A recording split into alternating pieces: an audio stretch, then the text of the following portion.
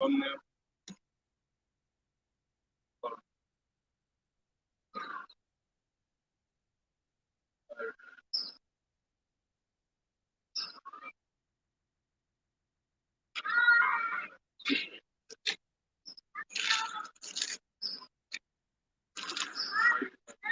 All right, so first and foremost, I want to give all praises, honor, and glory to Yahweh, Hashem, Al-Shai, Hashem, Dash.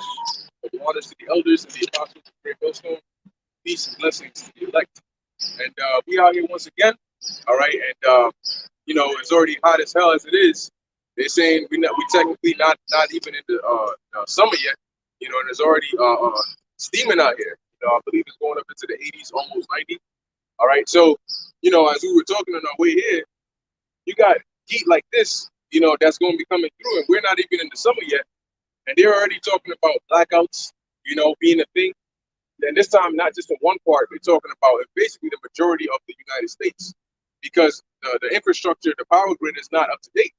All right, and on top of that, they're talking about the strain, and they mentioned multiple casualties and multiple causes for this for these blackouts.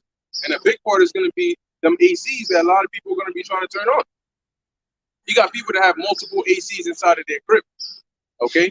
And they're going to turn it all on at once. And when they're home, that means they turn on the TV, they got the PlayStation on, they got the tablet on, the refrigerator's on, you know what I'm saying? The fan is on with the AC, you know?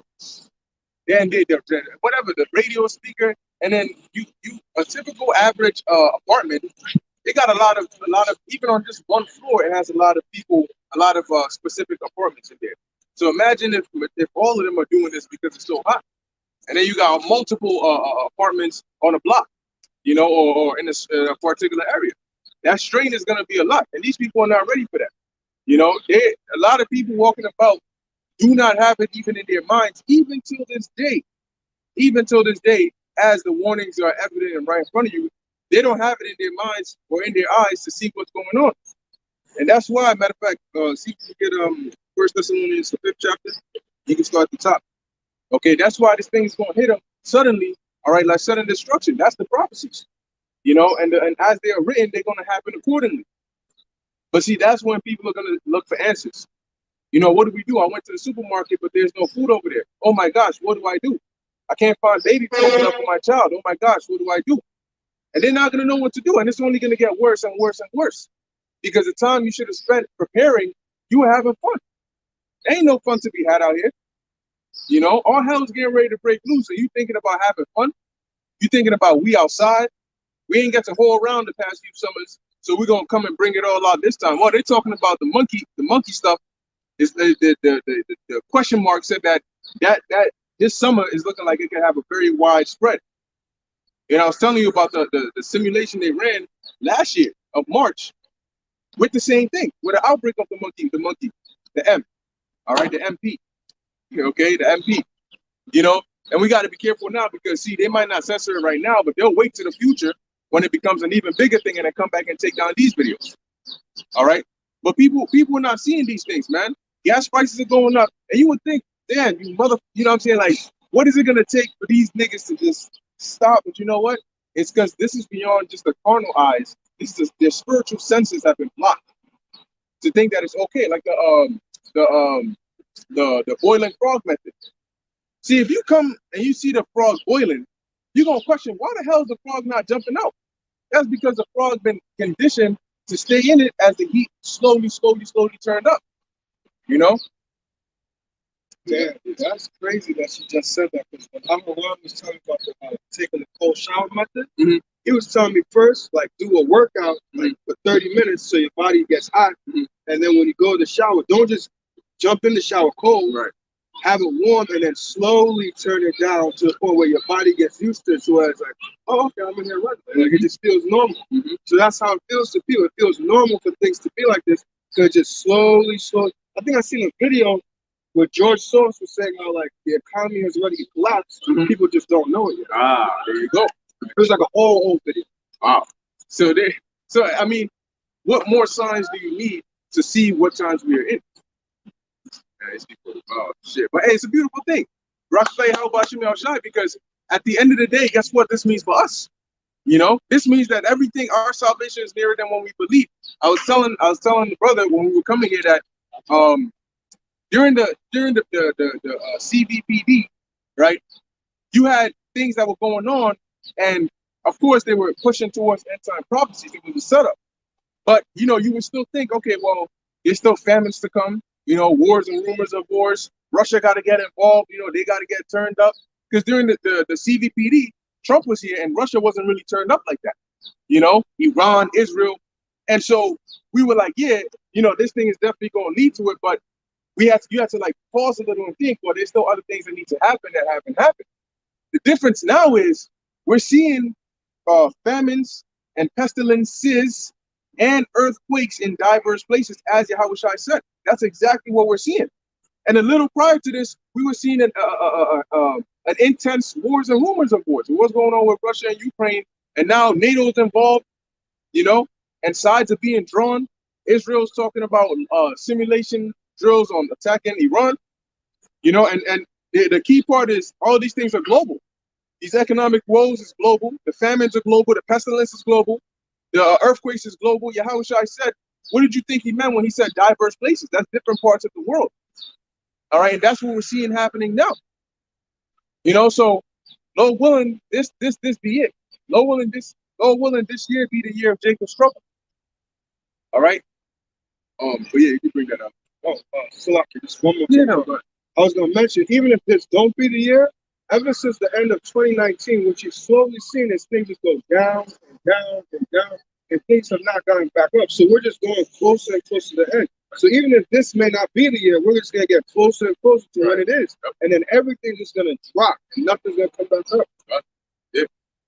Yep. So I mean, it's a win-win anyway, you know, because the elect are going to be protected through it all. Right. First, yeah, 5. First Thessalonians chapter 5, verse 1. And you're going to find out that this is the most important book in existence. And what's more important is the understanding of this book. You see, the men of the Lord, the prophets, are going to be the most valuable. Isaiah 13 and 12. I shall make a man more precious than fine gold. When hard times start setting in, the Lord is going to direct us on what to do. The Spirit is going to guide us to know what to do immediately. And people are going to be in desperate need of that because they're not going to be thinking rationally. All right, they're going to be losing it, literally having nowhere else to run. Isaiah 33 and 6, and these scriptures are written for a reason.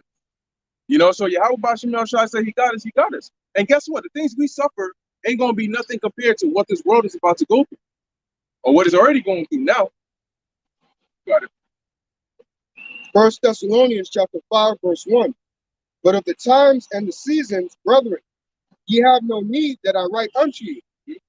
For yourselves know perfectly that the day of the Lord so cometh as a thief in the night. Right. So even right now, we talk amongst ourselves and we update ourselves, but we already know what time it is. We already know why these things are happening, what it's going to lead to in just a matter of time. So we don't need to come and, you know, tell each other, hey, do you know that this is actually written in the Bible and this is what it means? No. All right, because we already know what time it is. Go on. Verse 3. For when they shall say peace and safety, then sudden destruction cometh upon them, as travail upon a woman with child, and they shall not escape. That's right. And guess what? When this thing started to die off, quote unquote, when it started to cool down, and they were talking about rolling back the requirements and those things, and people started getting excited, like, oh, I thought that this CVPD was going to bring the martial law and bring all these things, and it looked like it for a bit, but then they started to chill out, so it's whatever, I'm going to go back into the world. But you failed to realize that what they were doing was a preparation, because now they get ready to give. See, they showed you a glimpse during the CVPD, but now they're getting ready to give the question mark the power to actually do those things. Do you think that these devils went through the trouble to actually put on paper legislations of camps that they can round you up and throw you in there? Remember that? Washington, the New York bill? And what you think, all of a sudden they just scrapped all of that? If they were going to scrap it, they wouldn't have introduced it in the first place. But now, as things get more and more dire, they're going to have more power to do so. And you're going to be getting hit with multiple calamities all at once. So get ready for hell. You got a lot of people that argue for hell. You know, hell's a real place. Well, you about to find out. The brother Prince of Yahweh 9, Ezekiel 7:25. Destruction cometh, and they shall seek peace, and there shall be none. There you go. Destruction coming, and what? They're gonna seek peace. They're gonna be looking for a way out. They're gonna be looking for some relief. And what does it say? Destruction cometh, and they shall seek peace, and there shall be none. There shall be none. Yahweh Hashem Yahushua is not going to give you peace because we're not in the time of peace. And the scriptures say because of their pride, right, and their arrogancy, the cities shall be troubled. The cities are going to be destroyed. You didn't want peace when the peace is being offered.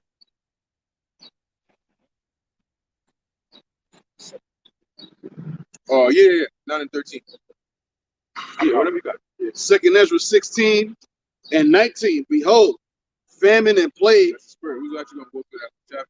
But yeah, I'll read that. We're going to go back again. Behold, famine and plague, tribulation and anguish are sent as scourges for amendment. Right, are sent as scourges for amendment. And amendment is to change.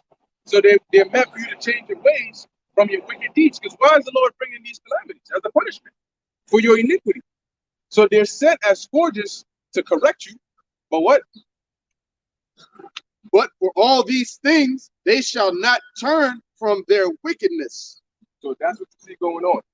When you wonder why it is that Jake is still going about like everything is all good, they're not changing their ways. They're not trying to, damn, yo, this looks like it's actually bad. We should probably repent, you know.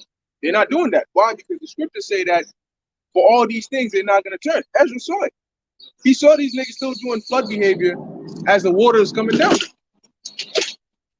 It says, nor be always mindful of the scourges. You hear that? They're not going to be mindful of the scourges. So you got famines brewing. They're not even thinking about that.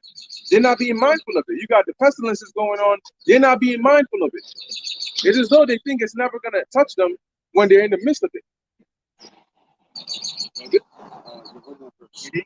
Also, I wanted to add too, they're getting worse. Right. You would think that these things make them want to change or amend their ways, but they're actually getting worse and delving more into wickedness and more pride. Yeah, you see a lot of women get into that witchcraft, that tarot card readings, and you know that sorceries and shit, thinking that it's cool. They're making it quote unquote cool to get into that witchcraft and occultism and all of those things, you know. But they don't realize what's getting ready to happen. All those demons work for the Most High. So you gonna talk shit about the Most High to the demons, you know? And then what are you supposed to do? Deliver you from him? No, they're gonna deliver. They're gonna deliver him to them. It's just not what they think. Yeah, they're gonna deliver you to death. They're gonna kill you. That's it. They're gonna turn on you quick. Only works until it doesn't. That's it. Yeah, it works until it doesn't. And when it doesn't, that's when they're gonna be looking for other way. But what are you gonna do? You're already tainted. You know, ain't nobody gonna want to take you up. Everybody's gonna be out here for themselves, man. And those that are gonna be left trying to take you up, they're not trying to take you to safety. They're trying to take you up just like you were saying, some abandoned house somewhere. You know what I'm saying? That they in some tavern in the woods. Man, you get kidnapped off the street and you wake up in a tavern in the woods somewhere. The nigga asleep, so you think you're gonna run away. Why you think he ain't tie you up? Because you know when you step out there, you're just gonna see woods around you. What you gonna do? You know? And then you run to the end of that, like 30 miles deep, and find a fence all around. Oh shit! This nigga came out with a gun.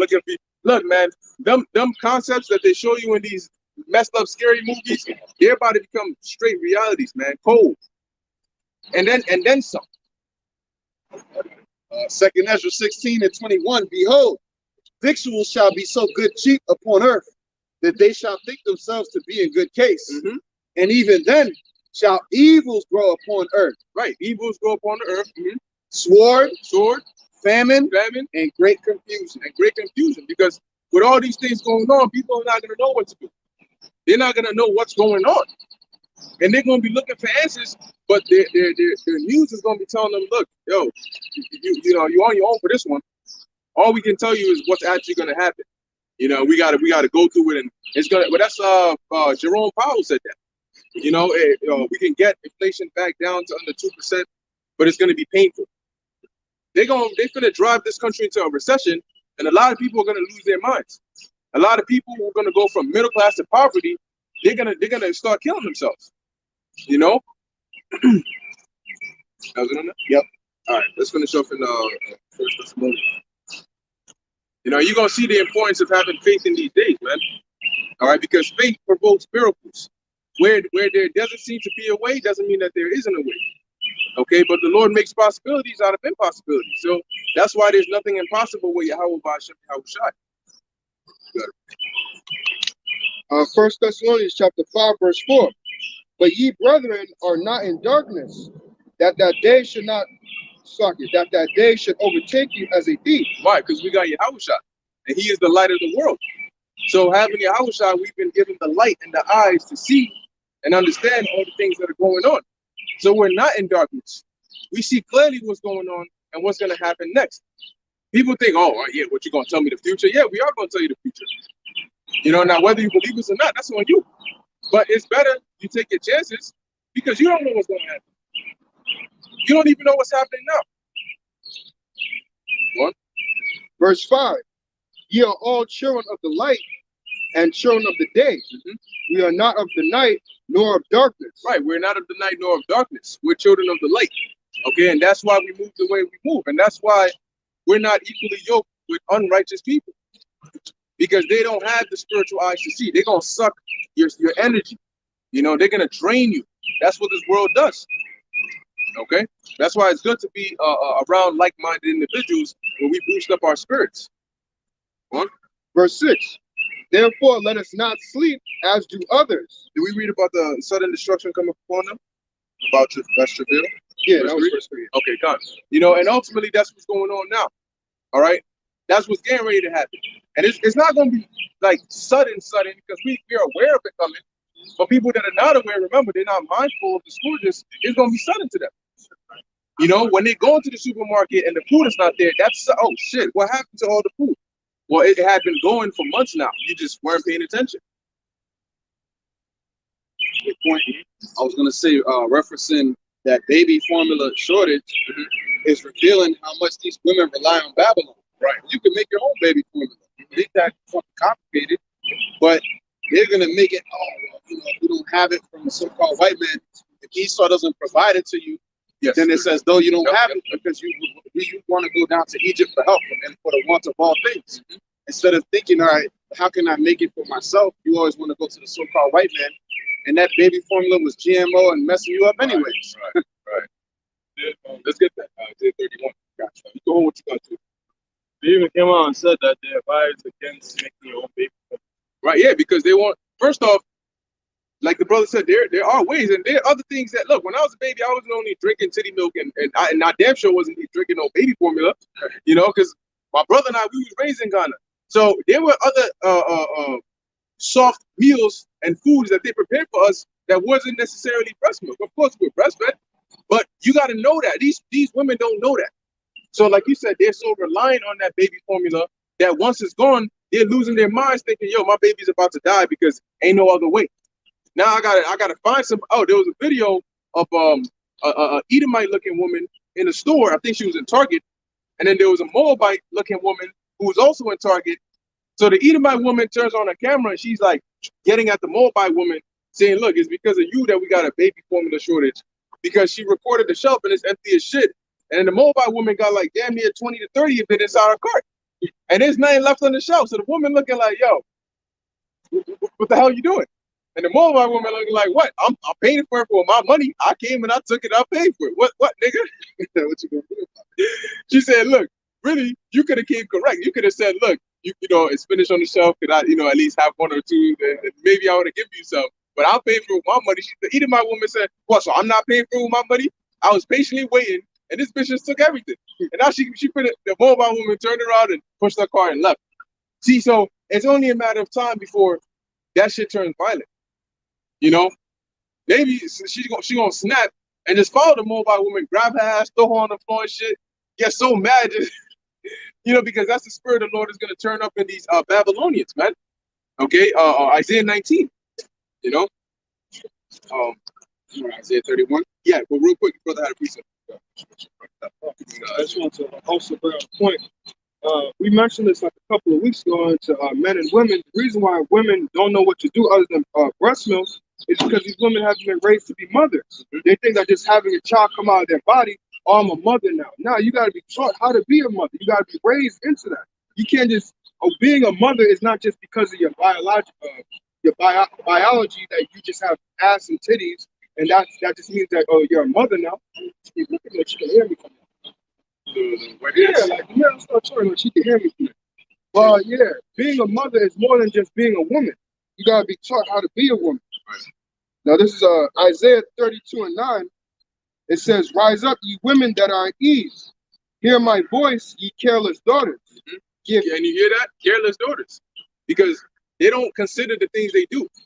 You know, women make the most impulsive decisions on the planet.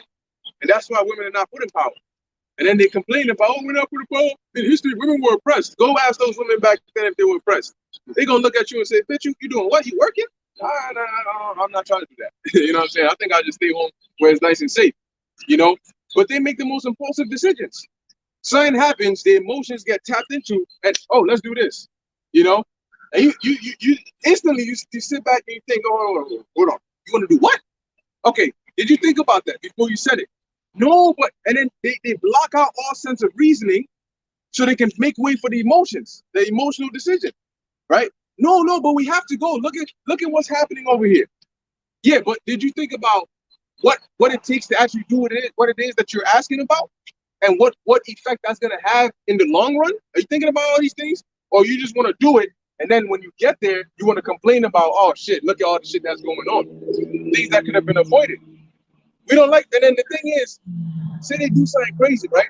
A woman does something impulsive, she ends up in a bad situation, and then when you try to give her admonishment, or you rebuke her in terms of retrospect, what you could have done better, then they get even more emotional and they get mad. You know, and it's a very bad mix because the Lord designed them that way.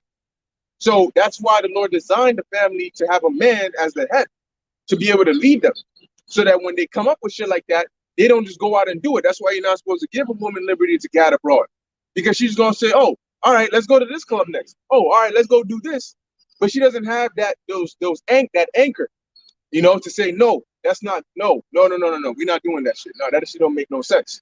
You know, they don't. Today in this society, they have put them to that level where you can't say anything to them. That's why they're so destructive. You know, I saw a meme talking about a post that said that there's a chick, I guess from a perspective of a chick, and she's saying, this guy done met me, and he's like, oh, whatever guy let you go must have been dumb as hell. And she's like, you about to find out why he let me go, because I'm a psychopath. And that's funny to them, right? That's amusing. Like, I'm about to ruin this nigga's life. You know, like he don't even know what I put the other nigga through. You know, and now I'm here on him, because you don't see, they all have this thing, this mask. Every one of them got a mask. It's the same thing under the mask, but the mask just look different. Oh, she might be a little different than the other one. Then she takes off the mask after a while, and now you realize I'm back in the same shit. It's that makeup. That's that makeup, yeah. You know, Jezebel. That's it. That Jezebel spirit. And it's amplified being here. But you know what? That's why we need Jacob's trouble. Because it's going to smack that mask off. And guess what? They ain't going to be able to put it back on. Like you just said, mask off. Right? Fuck it. Ain't no fucking mask on, nigga. The mask is going to stay off. You know? Because guess what? The makeup ain't going to be there. When there's a power outage, when the blackouts hit, it's going to hit women even more. Because they're more high maintenance than men. A man could go on a couple days, then he'll be good. Women, especially if they're on their monthly cycle, you know, and there ain't no tampons or ain't no pads or whatnot, then what? They're not, what, they gonna hold it? No, they're not. It's just gonna, you know, they feeling these cramps, they feel, you know, they going through all of this shit. And look, man, they're quicker to get these little infections and these little, you know, fungi and all of these things that go on. And if you don't have proper hygiene, it's not going to turn out well. Diseases are going to brew. Stench is going to brew. And you're going to be surprised what kind of things your nose is going to be going through. You know, as you know, you're going to sit there and say, I never thought a woman could smell this bad. No, and that's reality. You know, and it's not comfortable to think about, but that's going to be reality. That's when people are going to start thinking right. They're going to start looking, hold up. Because in that time, you got to think about it. If you're not looking as quote unquote good as you're looking right now, why do you think women go out dressed the way they dress? They put all the makeup on, they put all the the perfume and all those things on. They take pictures from certain angles. They do their hair a certain way, their eyelashes. It's to look good to attract men. But now you don't look like that. Your hair is all messed up. Your face is crazy. You woke up, your face looks swollen. You haven't washed your face. You haven't washed yourself. You don't look good. You don't smell good. You know what I'm saying? Now, a dude might just be so desperate. He might just do something to you. But now, after he's done and his eyes are, he's back to thinking with this head, he's going to look at you like, oh, bitch, you better get the hell away from me, body. Eliminate you. So it's going to be real hard, man. And that's why, like the scripture say, careless women. Rise up, you careless women. But they're not thinking about that. Once again, impulsive. It's about the here and the now. Okay, go on.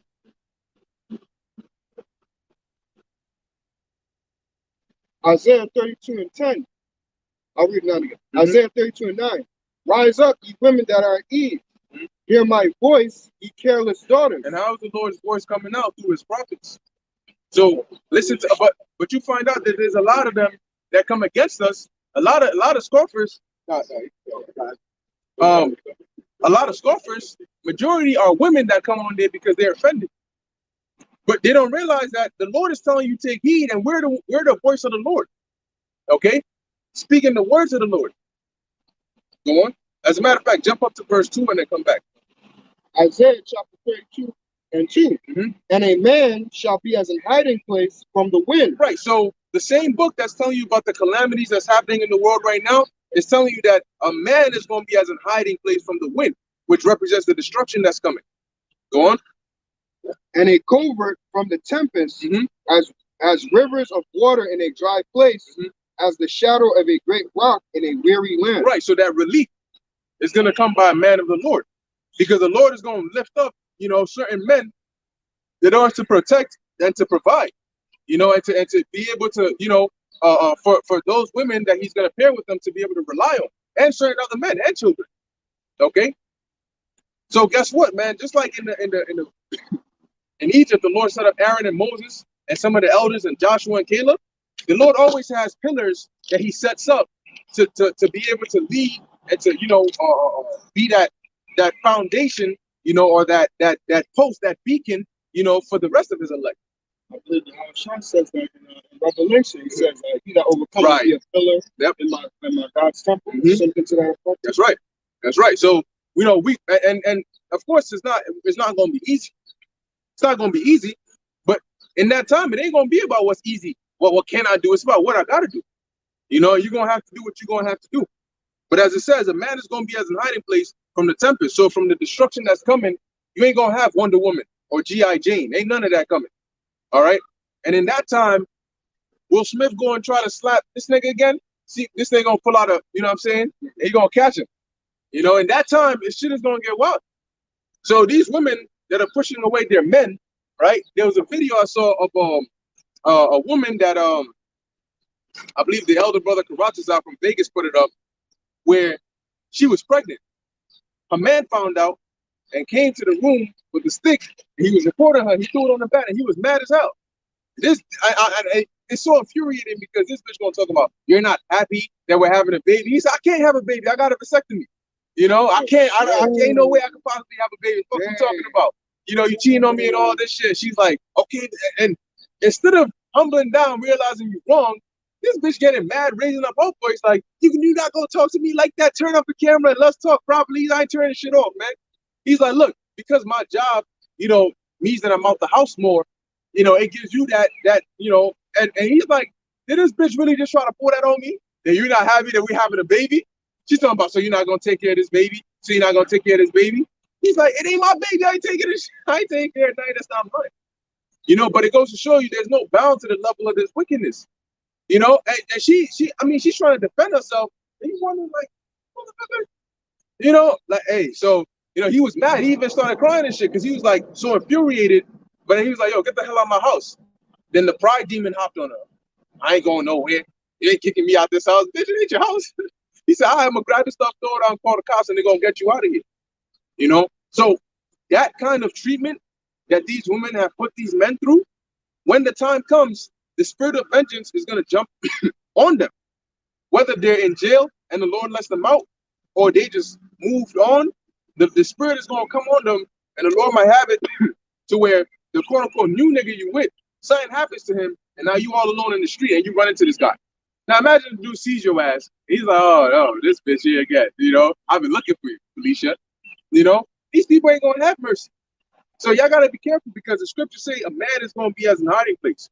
So if you're pushing away your defense, you're screwed. Heavily.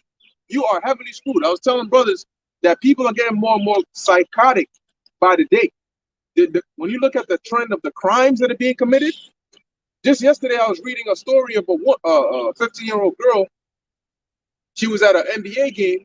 She went to use the bathroom and never came back because they kidnapped her ass, and then her parents found her through a sex ad promo advertisement. Yeah, you know, they contacted trafficking, whatever, and they used like facial recognition, and they found her ass in a hotel. Said she was sexually assaulted multiple nights. So they're basically, you know, trafficking her ass.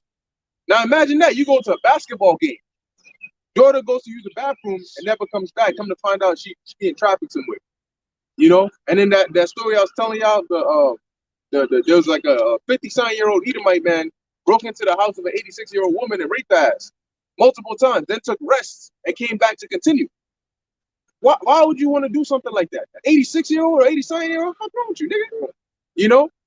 And you can see it on his face that this nigga ain't even half of this nigga brain ain't even there. He's just there. You know? So when we talk about hell is coming, what was now she was lucky enough to be able to crawl to the phone, you know, and call her granddaughter, and that's how the cops got involved and they got this nigga. But people are walking around with this mindset. And a lot of these people, you walk by them every day without realizing. The second Purge, the second movie, where you had Diego and his shotgun. Diego was targeting the women from the jump. He said, look, I can't wait for that one day. He said, look, I spent all my savings on this baby right here. And now it's Diego's night. You know? He was finna have his night with them. Of course, shit happened in that. But in real life, you ain't gonna be having that kind of somebody breaks in and intervenes in that. Diego ain't gonna have this night, and then multiple nights, because that's the judgment that's coming. So keep playing around. You know what I'm saying? Yeah, quick one. This is Matthew chapter 24 and 12. And because iniquity shall abound, the love of many shall wax cold. That's right. And the word iniquity goes into anarchy without rule. All right, and that's what's happening, because the woes, the calamities, the blackouts, all right, that's going to cause a lot of anarchy and a lot of lawlessness out here in these streets. People are going to be robbing, breaking into people's houses, doing wild shit like the Purge. Now, the thing is, remember, if there's a complete blackout and they go maybe a day or two, that means whatever region is affected, if there's absolutely no power, no backup generators, if all of that fails, you got to consider hospitals, people that are on life support, people that are on whatever, dialysis, whatever, they're on ventilators, they're done. People that are in nursing homes, older folks, how are they going to make it out? You know, if all hell is breaking loose and the fire gets set in the nursing home, how are they going to get all those people out? You know, the fire services are going to be overwhelmed. What they call them, the first responders, they're not going to be responding, because there's actual people that are these first responders. So how long do you think these people are going to do their jobs knowing shit is getting wild out here? I was going to say, just to back that up, when they were pushing the Vanessa real hard, the first people they went for were the elders. Right. Because obviously they want them out the picture because they living off, you know, government money and stuff like that, and off the state and through these hospitals, and they don't work. They need people that's going to be serfs that are going to work for when they bring that NWO in. So right, they don't need your 80-year-old grandmother that you're trying to keep alive. You know, right? They need you to get that karagma and become one of those factory workers that they're gonna push around all day. Yep. Now they're coming for the kids. You know, kids too. Yeah. Coming for the kids. Man. Just to reference something that happened back in 03, for brothers that are old enough to remember. In 03, there was a blackout in the city. I don't know if you remember that. Mm-hmm. So there was a blackout. I was in Brooklyn at the time. And basically, Jake went crazy, man. It was only for like a day, I think, right? Maybe a couple of days. Was it on me? might have been longer than that. Yeah, you're right. Oh, yeah, I don't remember all the way, but I remember it was a few days to a week. And basically, Jake went wild. They ransacked all types of establishments. Women were not safe. You were surprised because you couldn't call nobody. Right. Nothing was available. So you would be surprised if they even made it back. Right. My cousin, she was walking. She was like, "Yeah, they was running through this store, running through that store, breaking the windows open." And that was in a short amount of time, right? And it was hot as hell. It was hot as hell, and I remember because in the city it gets super fucking hot, because there's no it's harder for the air to flow through, and it just becomes like an oven, right? And the Lord, He might even turn up the heat when that happens. Right? Yeah. This. See, the thing is now this time they're saying this summer, So you're looking at over a week, and the thing is, you have blackouts at that time, right? You had a blackout. But we're dealing with blackouts, inflation, food shortages, We're dealing with gas prices going up. Soon it's going to get too hard for people to take their cars. And they're going to have to take public transportation, right? Pestilence. They're talking about the monkey, the MP spreading, even more throughout the summer. So imagine what the brother was just saying, factoring in all these other outside factors that are going to make people more desperate. Right? 2 Ezra 15 says what they're going to do.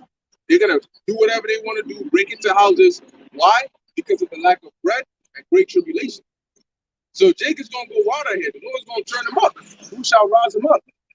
A lot of people going to start going missing. Like the brother was saying, she step out, she don't come back home. And since you mentioned that precept as well, just last week with the Buffalo shooter, I'm going to guess it was Jake. And what? That's also going to turn up Jake to get violent on Easter because they're going to say, we're tired of this, you always killing us. And they're going to turn up. Yep. That's what prophecy is about. Yep. You going to say something else? Oh, yeah, I was going to add on to what you were saying. All that chaos coming in at once. And you got to think that they've geared us all to be have short attention spans, the convenience of everything at our fingertips, based on the internet, based on going down the block to get food. But that food comes from somewhere, right? This information comes from a source, and y'all get it by sitting at your home. If you don't have that for like 2-3 days, people are gonna start going crazy because they need to scratch that itch. They dopamine what you call them? Receptors are fried every day. It's gonna get crazy out here when people not getting what they need to get that fix. But people are addicted to these things. It's not just things that you like to do anymore. I think now there was a study done on people having to. It's becoming like a secondhand reaction to grab your phone or do certain things like naturally. It comes to them naturally. It's starting to get to that point where if you don't have that, what's gonna happen? Right. Yeah, they're gonna lose it, man. Shalom, just a quick point to add to what you just said. Like even in my house, sometimes when we don't get to pay the TV bill will cut off, and they don't wait a day in my house. They immediately go and pay that bill. I'm like, damn, like y'all can't go out without TV or nothing. Like they don't wait. They just like, and the thing is, like they fall asleep watching TV or something. Okay, I'm like, why are you gonna watch TV? But there's nothing on TV to watch. It's just the same bullshit. My mother watches like the Housewives shit. Dad watches with African shit, so I'm like, so it's like, what's there to watch? Right. Hey, you better off just getting you a nice battery powered radio. Hope an EMP don't hit, because then fuck that. But when the blackouts hit, you gotta stay up on what's going on. Because I still got my phone, but what happens when it runs out of battery? A lot of people be on their phone so much. When your phone runs out of battery, how are you gonna charge it? Not many people have portable chargers. People don't look. It's summertime, the sun goes down later, but it still goes down at some point. Darkness still sets in. No street lights, none of that. And at first Jake will think shit, the lights went out. But then when it starts to get harder and harder, you're gonna see that it's not funny. But go on, where you at in Isaiah? Go back to brother. Yeah. And hold up, Isaiah 13. Isaiah chapter 32 and 10. Many days and years shall ye be troubled, ye careless women. Be careless women. You see? Go on. For the vintage shall fail, the gathering shall not come. Right. And in the ancient world, that was like the harvest time when they would bring in the harvest. All right. This time it says that's going to fail.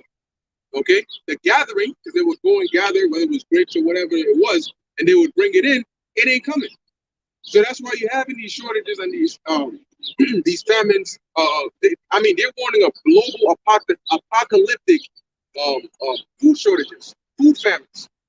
Okay, these people, they like to eat every few seconds, you know, and then their kids too. So now, do you eat or does your child eat, or do you eat your child? Huh? Verse 11. Tremble, ye women that are at ease. That's a warning. The Bible says you got to tremble.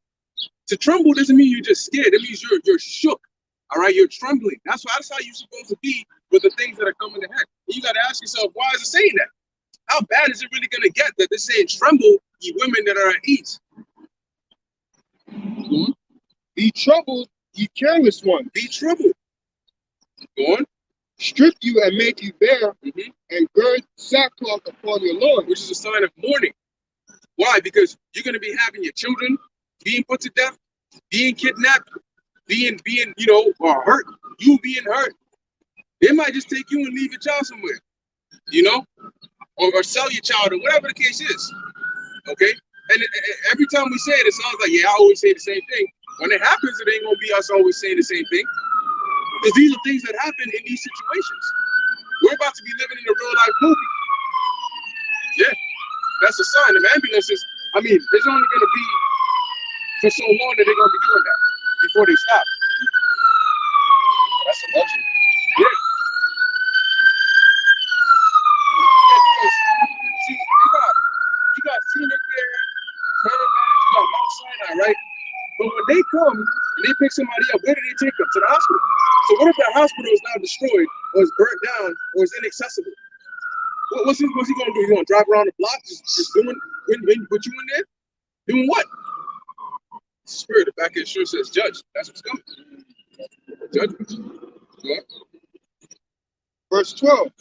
They shall lament for the teats, for the pleasant fields, for the fruitful vine. And in this time, that's those benefits and those delicacies that you women get. A lot of women are turning to OnlyFans and those kinds of sites, and they're just revealing themselves, as a means of making quote unquote income. That's gonna come back to bite you in the ass, because OnlyFans is good so long as the website is still up, so long as the internet is still running, so long as they still power, But a lot of these people, they're not going to be looking for OnlyFans anymore. They're going to be looking for only you in real life. And that's not going to be a good thing. That's not going to be a good position to be in. But are they thinking about these things? No. They're thinking about we outside, we having a good time. Okay. Well, the predators are going to be outside looking to have a good time too. That was it on that? Yeah. All right. Isaiah 13. Let's go to Isaiah 13. You have a piece? Remember Isaiah 31? Yeah. No, let's get that, and then we'll go into Isaiah 13. That's a job. Isaiah 31 and 1. Woe to them that go down to Egypt for help. And that's exactly what these people, that's their first instinct. Forget the Most High. No. See, even a pastor, whenever something goes wrong, their first instinct is run to Esau. Whether it's 911 or whether it's whatever they say to do, that's the first thing. So now that there's a baby formula shortage, where they run into? Esau. They're not praying to the Lord and hoping for another way out. No, they're running straight to Esau, which is the modern day Pharaoh. Right. Woe to them that go down to Egypt for help and stay on horses and trust in chariots, because they are many. Because they're carnal minded. They're looking at that. They're looking at the military. They're looking at they ordered this many of this. They said they got this coming. They're looking at the carnal deliverance from this devil, but he's called a devil for a reason. The word devil means a deceiver. So why would you put your life in the care of a deceiver and then get mad when you get deceived? If a devil tells you, hey, take this, it's going to be good for you, you got to think twice about that. Because he wouldn't be called a devil if he was honest. Go on. And in horsemen, because they are very strong, but they look not unto the Holy One of Israel, neither seek Yahweh Bahashem Yahweh Shai. Right, because They think that what they can see is stronger than what they can't see. So they see us as just regular men standing here with garments on. All right. And so why would you take what we're telling you, even though it's coming out the book, why would you take words on the paper out of our mouths over something you can actually see? Say Biden says, look, things are getting so bad. You know, we've set up centers all around the different neighborhoods. You go in there, you register. You know, if you get evicted or, you know, there's no food, we'll give out rations and so on and so forth. Go to your nearest center. Like they tell you, go to your nearest yada yada, go get your shot. This time, go get your rations. But there's going to be requirements. People are going to be in long ass lines waiting for rations. Like they have, it's going to be like the food banks, but on a larger scale. And there's going to be heavy requirements for those rations. They tell you, come to this place, you know, we'll take care of you. And you go in there, you find out this shit ain't what they say it is. Like how they talked about the centers they were holding the migrant kids, and they went in there and found out the conditions they were actually in. So you go in there thinking, oh, it's all good, and you realize maybe I can't come back up. All right? That's when you're going to realize, see, when your life is being threatened or you're in hard straits, that's when you're going to think twice and say, maybe I should have went the other way. That was it. Okay. So yeah, now let's get Isaiah 13. Isaiah 13. Yeah, because this is the time we're in. We're in the time of the fulfillment of these prophecies. Okay, we're in the time of the fulfillment of Isaiah 13, 2nd Ezra 15, 16, 2nd Ezra 13, Jeremiah 30, Daniel 12, Matthew 24. Okay, Isaiah 14. All these scriptures, Jeremiah 49, 50, 51. All of these scriptures, we are in the, because they're all the same events written different ways by different people. You got it? The burden of Babylon, which Isaiah, the son of Amos, did see. So this is a vision that Isaiah got. And we are breaking down and explaining the vision to you, especially you that are here in Babylon. Go on. Lift you up a banner upon the high mountain. And the banner is this word. Okay? Exalt the voice to them. That's what we're doing. Go on. Shake the hand that they may go into the gates of the nobles. Which we already did. They already know about this. All right, they're already discussing, you know, legislations and policies and all these different things. I have commanded my sanctified ones. I have also called my mighty ones from my anger, even them that rejoice in my highness. The noise of a multitude in the mountains, like as of a great people. Yeah, which ultimately the Lord, he's called the Lord of hosts because he has hosts in the heavens, in the seas, on the earth. He got missiles, he got Leviathan, he got the angels, he got his army, his men. What doesn't the Lord have? What?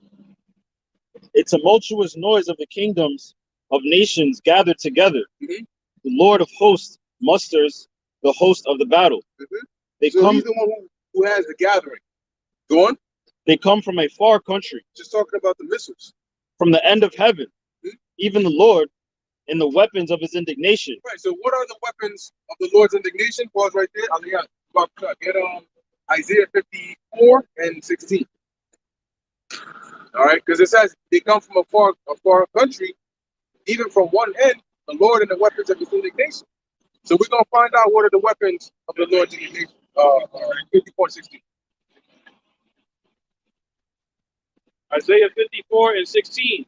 Behold, I have created the smith that bloweth the coals in the fire. So who are that? Those are those scientists, those nuclear physicists, those that came together and started to think, okay, well, how can we create these nuclear weapons? Because there were thoughts that were put in the minds of men, and that was the doings of Yahweh B'Shem Yahushai. Go on. And that bringeth forth an instrument for his work. Right. So that instrument are the weapons of the Lord's indignation. Okay, because those nuclear weapons are an instrument for the Lord's work, which is to cause this destruction. Go on. And I have created the waster to destroy. Which are the missiles, because that's what they're going to do. It tells you in the book of Joel that the land is as the Garden of Eden before them, and after them a desolate wilderness. Go on. No weapon that is formed against thee shall prosper. All right, so that was it on that. I just wanted to hit that point. So now let's come back to the weapons of the Lord's indignation, which are the nuclear missiles. And the weapons of his indignation to destroy the whole land. To destroy the whole land. So what land is that talking about? When you go up to the top, it tells you the burden of what? Babylon. So how do we know that this is not talking about ancient Babylon? Well, ancient Babylon was never, the whole land was never destroyed, neither is it going to be. This Babylon is going to be destroyed completely. Go on. How you?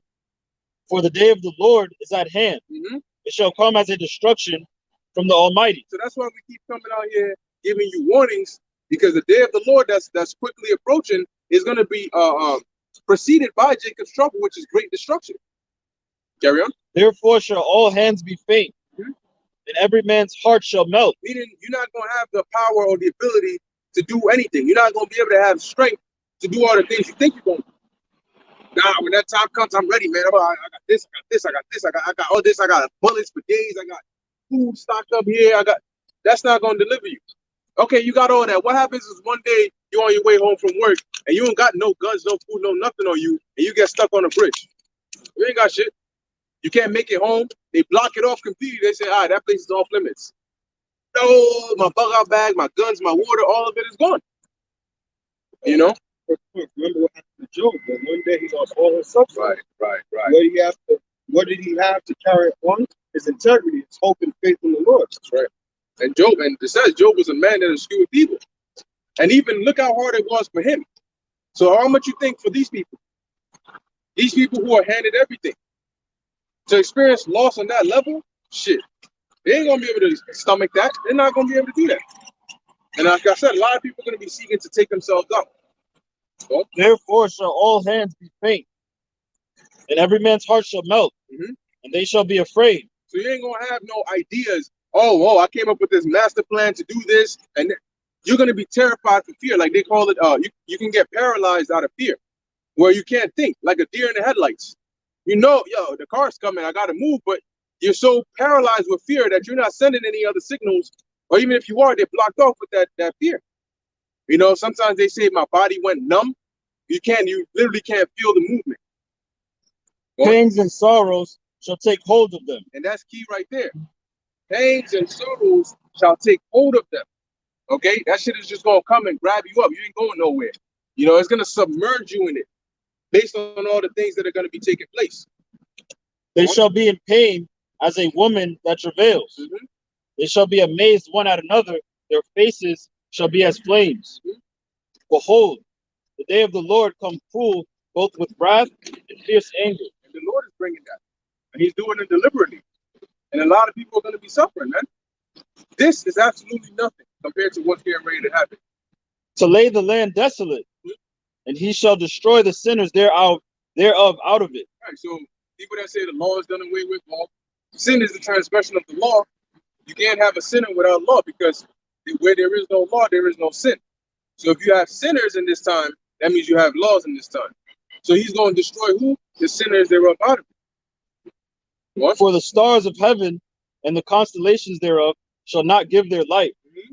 The sun shall be darkened in its going forth, and the moon shall not cause her light to shine. Yeah, because you have on the spiritual level, right, where the sun and the moon represent knowledge, wisdom and understanding. And that's going to be, the scripture say, is wisdom no more teeming, right? The Lord is going to knock that all out, because there's a scripture that says that there's an evil that's going to rise up suddenly. Thou shalt not know from whence it riseth. So they're going to get hit and not know what to do. But on the physical level, when those missiles start flying, they're actually going to block out, the sun. Okay? And I will punish the world for their evil, and the wicked for their iniquity. There you go. That's why when we read earlier about the amendments, right? Yet they shall not, return from their wicked ways. That's why the Lord is going to bring that destruction to punish the world. And I will cause the arrogancy of the proud to cease. And we need that, because the level of pride and arrogancy in this world is too much. It's too much. It's too wicked. All right. So the Lord is going to cause it to cease. This is the way he solves the cancer of the earth, by destruction. And will lay low the haughtiness of the terrible. Right. So that's why Isaiah 4:1 is going to kick in. That's why people are going to be more afraid, because they're going to realize their pride, their haughtiness is not going anywhere for them. Because a lot of it is really just acting. They're just good actors. A lot of these women, they say a lot of these shits, but deep down inside, they're really afraid. They're really afraid that you're going to snap on them one day. I want to make a point on that. Mm-hmm. I was working, I think this was Friday. And I go in the building to complete my delivery, and I ring the bells because there's no apartment number for the box. Right. This woman comes down, and she answers the door, giving me an attitude. So I'm like, yo, what's good with you? Why you being mad rude? I was like, yo, watch how you talking to me. And she like snapped into the nicest person in the world. And I was like, you came down with all of that attitude, and all it took me was to be like, yo, why are you talking to me like this? For you to just turn into the nicest woman like I've ever seen in my life. That's great. That shows you that it's just the front they put up. Yeah. That's just, and she probably, and you know what's crazy? She probably gets away with it without anyone seeing anything. Right. Which is why when somebody combated her, she didn't know what to do. She just turned into how she naturally would be, which is humble. Right. Yeah, because the bluff ain't it. You know, like you said. So imagine that. You know, the movie Belko Experiment, you know, is a very good example as to show you how people can truly, under the right circumstances, people will become unrecognizable. And I remember there was a woman in the beginning of the movie. Everything is normal, right? They all working and shit. And there's this woman that she this manager or whatnot always trying to holler at that. Apparently, she always being she's treating him like crap, and then she'll talk shit about him. Oh, this old ass nigga, all that shit. Cool. So it came to the point where when they started having to kill each other, and her life was on the line, he had a gun, I think. He saw her, and she sees him, and all of a sudden, I mean, she didn't even say. She just started trying to unbutton her shit, trying to seduce him and shit. Like, oh, I know this what you want. You wanted this for years and all that shit. And the man's just looking at her. He went up to her. He didn't even put a bullet in her. He just twisted her neck, snapped her neck, and just, and just left her ass. He didn't even touch her. He didn't go, because his mindset wasn't, in that time, it was, I got a family, I'm trying to survive this shit, So in that time, when they realize women they're not dumb. They're very, very sneaky, and they have wisdom in that way. Let me put it like that. To be sly and sneaky, they have wisdom in that way. That's why some of them, if you're not careful, they can manipulate you. All right. So they know how to assess a situation and know, okay, this is not looking too good for me. How am I gonna have to maneuver out of this? They know what to say, how to say it, how to all of those things. So they're gonna realize in certain situations, now it's probably not some of them, let me put it like that. Because there's some other ones that they're just hollow-minded. They think they can be brutes everywhere. Because they tried it on some dude and he just let it slide. So because of that, they're gonna go to everybody. Oh, my man lets me push him around, I'm gonna push you around. Okay. When that time comes, you ain't gonna be doing that. Because you're gonna actually need help. A lot of people are gonna be looking for help in that time. People are trying to go live with their family members. Is there room? We can't afford to stay here anymore. The violence is just crazy. Just last week, somebody got shot right behind me. Looking to escape, looking to go from one place to another. Go on. I will make a man more precious than fine gold. There you go. The Lord said He's going to make a man more precious than fine gold. That's when the rewards of being a servant of the Lord start kicking in, because the Lord is going to have us on VIP, being taken care of, okay, being protected, being fed, being comforted in these times, as He always did, not being forsaken. So in that time, you're going to be having women looking for these men, the men of the Lord, who are going to know what to do. All right, we got to leave. All right, we got to go here. All right, this is what we got to do. This is what this means. Like in the movie Bushwick. Bushwick is a good movie because I think it had this wrestler, Batista. He was in there. And when the woman found him, he was ready to do what he got to do. He's like, all right, he's getting his shit. He was a janitor, right? Now, a janitor, when society is running, ain't nobody really pays mind to a janitor. Oh, he's just a janitor, Look at how he's dressed. He's cleaning and shit like that. What does he know? But when that time came, my man knew what to go, knew what to do, knew where to go,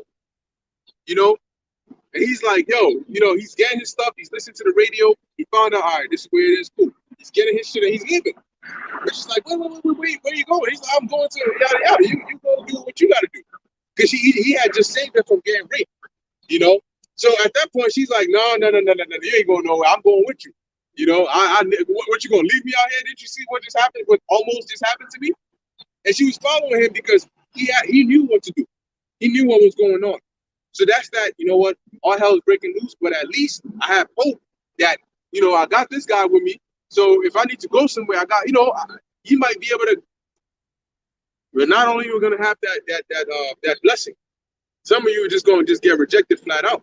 A lot of you, I should say.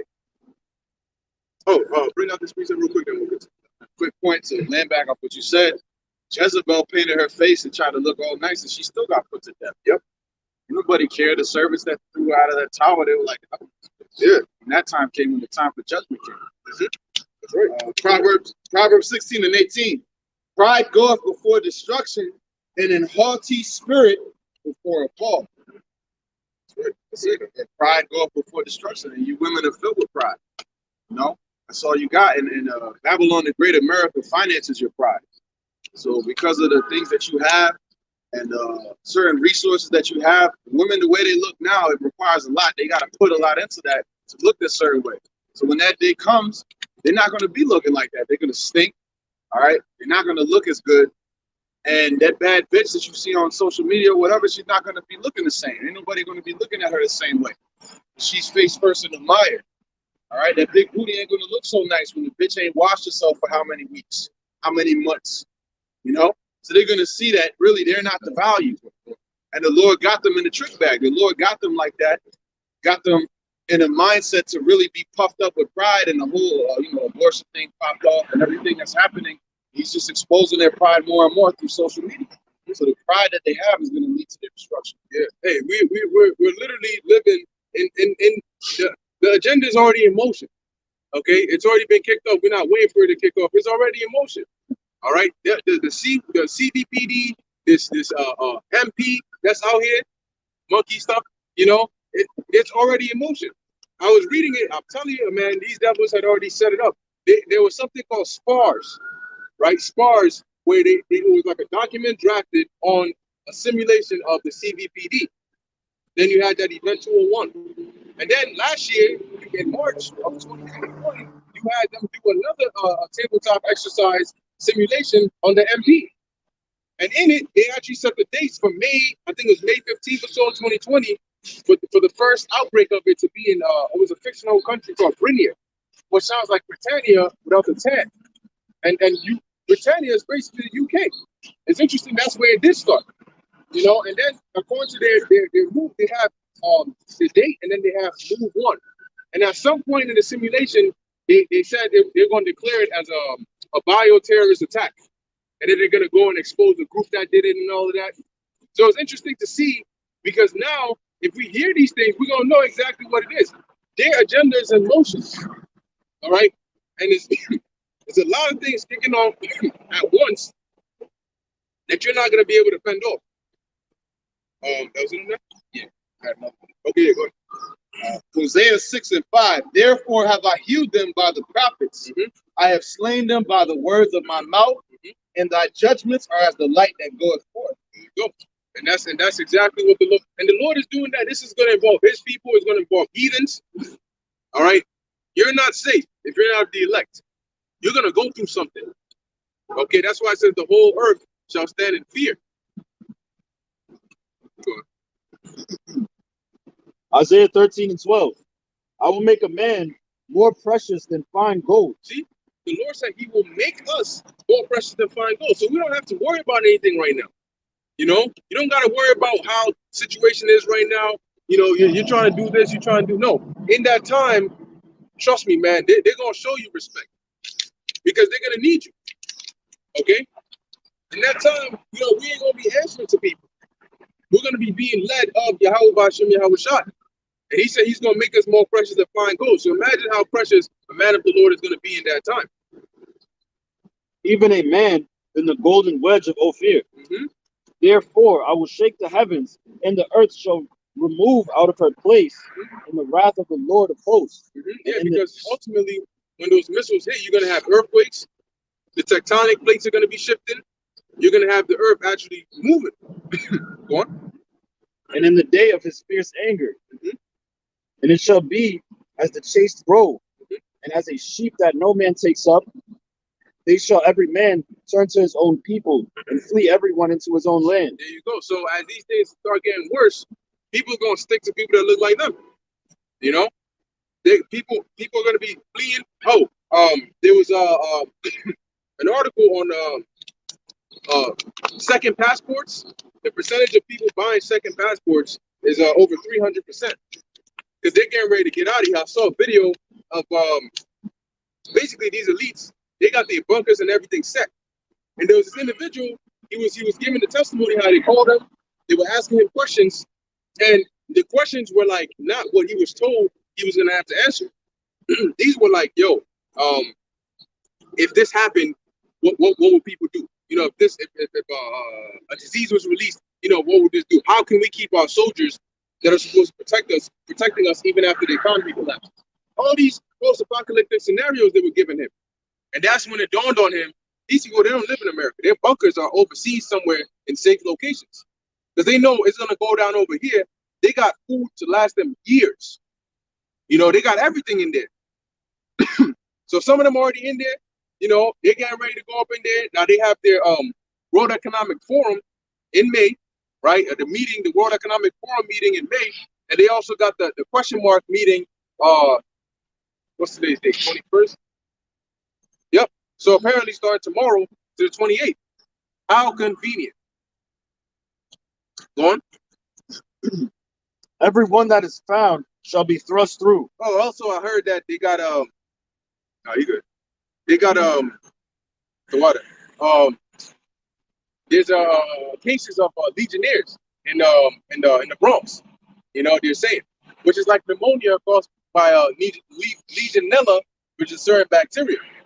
Okay, and the problem is a lot of these pestilences have very similar symptoms: headaches, fevers, you know, weak body aches, pain, fatigue, diarrhea. So when somebody comes to the hospital or an urgent care somewhere and they mention these symptoms, initially they'll test them for the CVPD or you know, or they'll test them for like, you know, something like a flu or something. And then when they test negative for both, they'll say, all right, well, just give them some antibiotics or whatnot and let them go. The only problem with that is they might actually have something, but you're not testing for it because you don't know. They might have monkeypox, and you might not test for it because you're thinking, well, these symptoms sound like symptoms of this or this, you know. But by the time you start, they said, look, the MP has a incubation period of 21 days, so people may be walking around with it without knowing. And by the time they find out, that's when you're going to see that exponential surge in cases. Oh, and in the simulation, they said that this was a particular strain of the MP that was super deadly. So they were talking about, I think, over 3 billion cases of people who are going to get it, and over 270 million people who are going to die from it. So more means of reducing the population. Everyone that is found shall be thrust through, and everyone that is joined to them shall fall by the sword. That's why people are going to be going into hiding, because they're going to be breaking into houses. They're going to be rounding people up. Project Cypher. Okay, go on. Their children also shall be dashed to pieces before their eyes. Yeah, see, that's the cold reality that people are not ready to see or go through. You know, say you get stopped, right? Because there's actually a video of two guys that robbed a woman that she had a stroller and a baby was in there, and she was going, and then they hold on, run them pockets. So now, say you have a situation where you got maybe 3 or 4 guys, and they're like, yo, you know what I'm saying? Run them pockets, and you coming with us. Well, no, I got a baby. I fuck the baby. They grab the baby, fucking throw the baby against the concrete. You see some shit like that? This baby, boom. Nah, you ain't got no baby no more. You know? Shit. Then she gonna remember them words. It's gonna hit her like a ton of bricks, like, oh shit. You know, nah, this ain't happening. Yeah, it's happening, right? Go on. Their houses shall be spoiled, and their wives ravished. Which is also mentioned in Zechariah, the 14th chapter, is also mentioned 2nd Esdras 15. Yeah, and ravished meaning they're gonna be laid with against their will, against their choice. Their wives ravished. That's your woman, your girlfriend, whatever the case is. That's not saying, yeah, man. The scriptures say jealousy is the rage of a man. Now imagine you're there, it's happening, but you can't do anything about it. That is going to be a hell of a judgment. Yeah, they actually did this not too long ago when Trump was in office. They took all those families. Was it by the border? They had them when in they those started taking them to the camps and whatnot. camps. Yeah, Those camps, split them they up. did it already. So it's not like, and they did it before. So it's not like it's unheard of. People's families getting taken and being split up. Right. The kids were split up. The men were in these cages separate from the women. So, and they didn't eat for like 10 days. So They said they were abusing the women too. Yeah. So this is not unheard of. So, you know, be prepared. Yeah. The only way out of this is through Yahweh Hashem Yahushai. See, your woman might not be in the truth, you know. In most cases, that's what it is, you know. But you know, she may not even be a believer, but she might do right by you. But there's a reason that Paul said, you know, to not to leave your woman if she's unbelieving, you know, or vice versa. But the time may come where the Lord might say, look, some bad shit was about to happen to her, but I delivered her because she's your woman. Fuck her, like fuck what she thinking, you know what I'm saying? I don't give a damn. I don't need her to, you know what I'm saying, come and do all this. No, I need you to be in your right mind right now. You know, but I'm gonna deliver her because of you. Because the Lord, when you think about it, the Lord is not really as concerned about the woman as he is about the man. And it tells you by why he created them. He said, it is not good that man should be alone. I'm dealing with the man, right? I'm making men, let us make man in our image. Let us give them the law, statutes, and commandments, but it's not good that they should be alone. Make him and help me. So she's there to help you. You know, the Lord is, oh, this woman turned her back on me. Oh my gosh, no. Okay? So that's why you have like Jacob. When he was dealing with Rachel and Leah, they were not believers in Yahweh Hashem Yahushai. They were believing in idols. They were worshiping their gods from Syria, them Syrian gods and them Mesopotamian gods, and they actually had the idols. When Jacob did with Rachel and Leah, Rachel went into her father's to the idols and put it in the side. Yep, exactly. And I mean, the Most High say, oh, look at that. I see your woman got an idol. No. You got to put her down. Take her ass out. You know? But see, he actually delivered them. And then he said, all right, y'all going to need to go to Bethel and go over there. And that's when Jacob said, all right, look, put away all those idols, put away all that stuff. We about to go here. So ultimately, the Lord, for a woman to believe, all it's going to take is really just fear. That great fear is going to set them in order. The Lord doesn't need them to actually look at Job's wife. Even Job, right? You think Job would have gone for some wild ass, dumb ass woman? No. But it shows you that at the core of it, even his wife, she ain't have that, you know, in her to truly hold firm. So you can't expect that of these women. But in that time, the Lord might, you know, Lord willing, have mercy on your loved ones for your sake. As Paul told that centurion, believe and you and your house shall be saved. Just like the Lord did for Noah and his 3 sons and their wives. You see, so, you know, and when it comes to that, man, you know, you don't stress too much. Oh, my woman is, you know what I mean, she ain't like in the truth, you know, so what's going to go on? Well, you pray and you do what you got to do. And it may be that the Lord will have mercy on you and extend it to those that are with you. Yeah, and then, Shalom, yes. Oh, actually, you took the word down. Oh, well, it's all right. You can reiterate it. Yeah. But now, go ahead. This is 1 Timothy 4:16. Take heed unto thyself and unto the doctrine. See, take heed unto thyself. That's why the Lord said, seek ye first the kingdom of God, and everything else shall be added unto you. Right? Go ahead. Continue in them. For in doing this, thou shalt both save thyself and them that hear thee. See? Thou shalt both save thyself and them that hear thee. You know, so at the end of the day, the scriptures say that she shall be saved in what? In childbearing. Meaning to be with you. That's why in Isaiah 4:1, there's going to be a lot of pairing going on. Because you may be with somebody now, but the Lord might say, well, I got a lot more coming on that boat. Or you may not be with anybody now, and Lord said, I still got a lot more coming in that boat. You know, but I'm going to have them from wherever they at, and they're going to find you in that time, or you're going to find them. And the Lord is going to put the spirit on you as to who to go with and who not to go with. You know, who to say, you know what, F it, let me help her out, you know, or whatnot. And the spirit is going to be on you to know how to discern that. But in that time, you're going to have a lot of women. That's why it says 7 women shall take hold of 1 man. It didn't say 1 woman or 2 women. 7 is a complete number. It could be 10, 20, 100, 50, you know. Remember, there's more women on the earth than men. And also the population is going to be dropping very quickly. Okay? So in that time, well, shit, it's gonna be interesting. All right, to say the least. So that's why right now the main focus is Yahweh Ba'Shem Yahweh Shai. You gotta be right. If you are not right, fuck everything else. Your loved ones, man, they ain't likely, you know what I'm saying? Because if it's just you who are in the truth in your family, you're the only one in the truth. If you fall out, you're done. Your family's done. Everybody's done. You done, and your family's done. Because the Most High can say, you know what? They might have been all right, but because of you, I'm gonna mess them up, and then I'm gonna mess you up. See, he that loveth father or mother or daughter or son more than me is not worthy of me. So you, if you want to, even if you say, look, I'm doing this for my family, well, you better do it here first. You know, don't say, oh, I'm gonna go betray the Lord for my family. No, the way you help your family is by serving the Lord. Job got put through some crazy stuff too, and he was in this, right? So if you're not in it, hey man, Yeah. I don't know what to say for you. Amen. Just to add on to your point, that shows you the mindset of women where they're at. They're not really for what you believe in, they're for the world. Right? She has a Babylonian idol, but Jacob believed in Yahweh, and he had the promise and everything. But here it is, she's gathering onto a Babylonian idol, or was it Syrian idol, and then also it was a Lot's wife. She turned and looked back. Yep. So that shows you the mindset that they're really for this world. Hey, but it shows you the mercy of the Lord because he was going to deliver her regardless if her dumb ass ain't look back. And the Lord knew what kind of spirit Lot's wife had.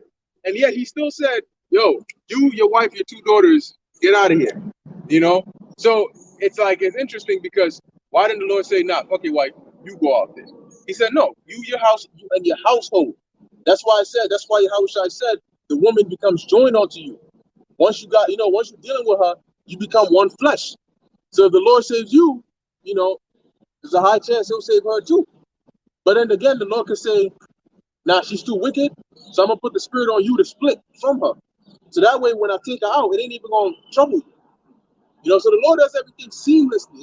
He has multiple things happening at the same time, but we're going to be taken care of. Sirach 26 and 26, a woman that honoreth her husband shall be judged wise of all. But she that dishonoreth him in her pride shall be counted ungodly of all. You hear that? In her pride shall be counted ungodly of all. Those are the women that the scriptures say she's dead while she's living, because she lives in pleasures. And when that time comes, she's going to be, look, you're only, the scriptures say the head of the woman is the man, and the head of the man is the Mashiach, and the head of the Yahushua is the Most High. That's the chain of command. Your access and your hope is through, you know, if you were a man of the Lord, it's through him.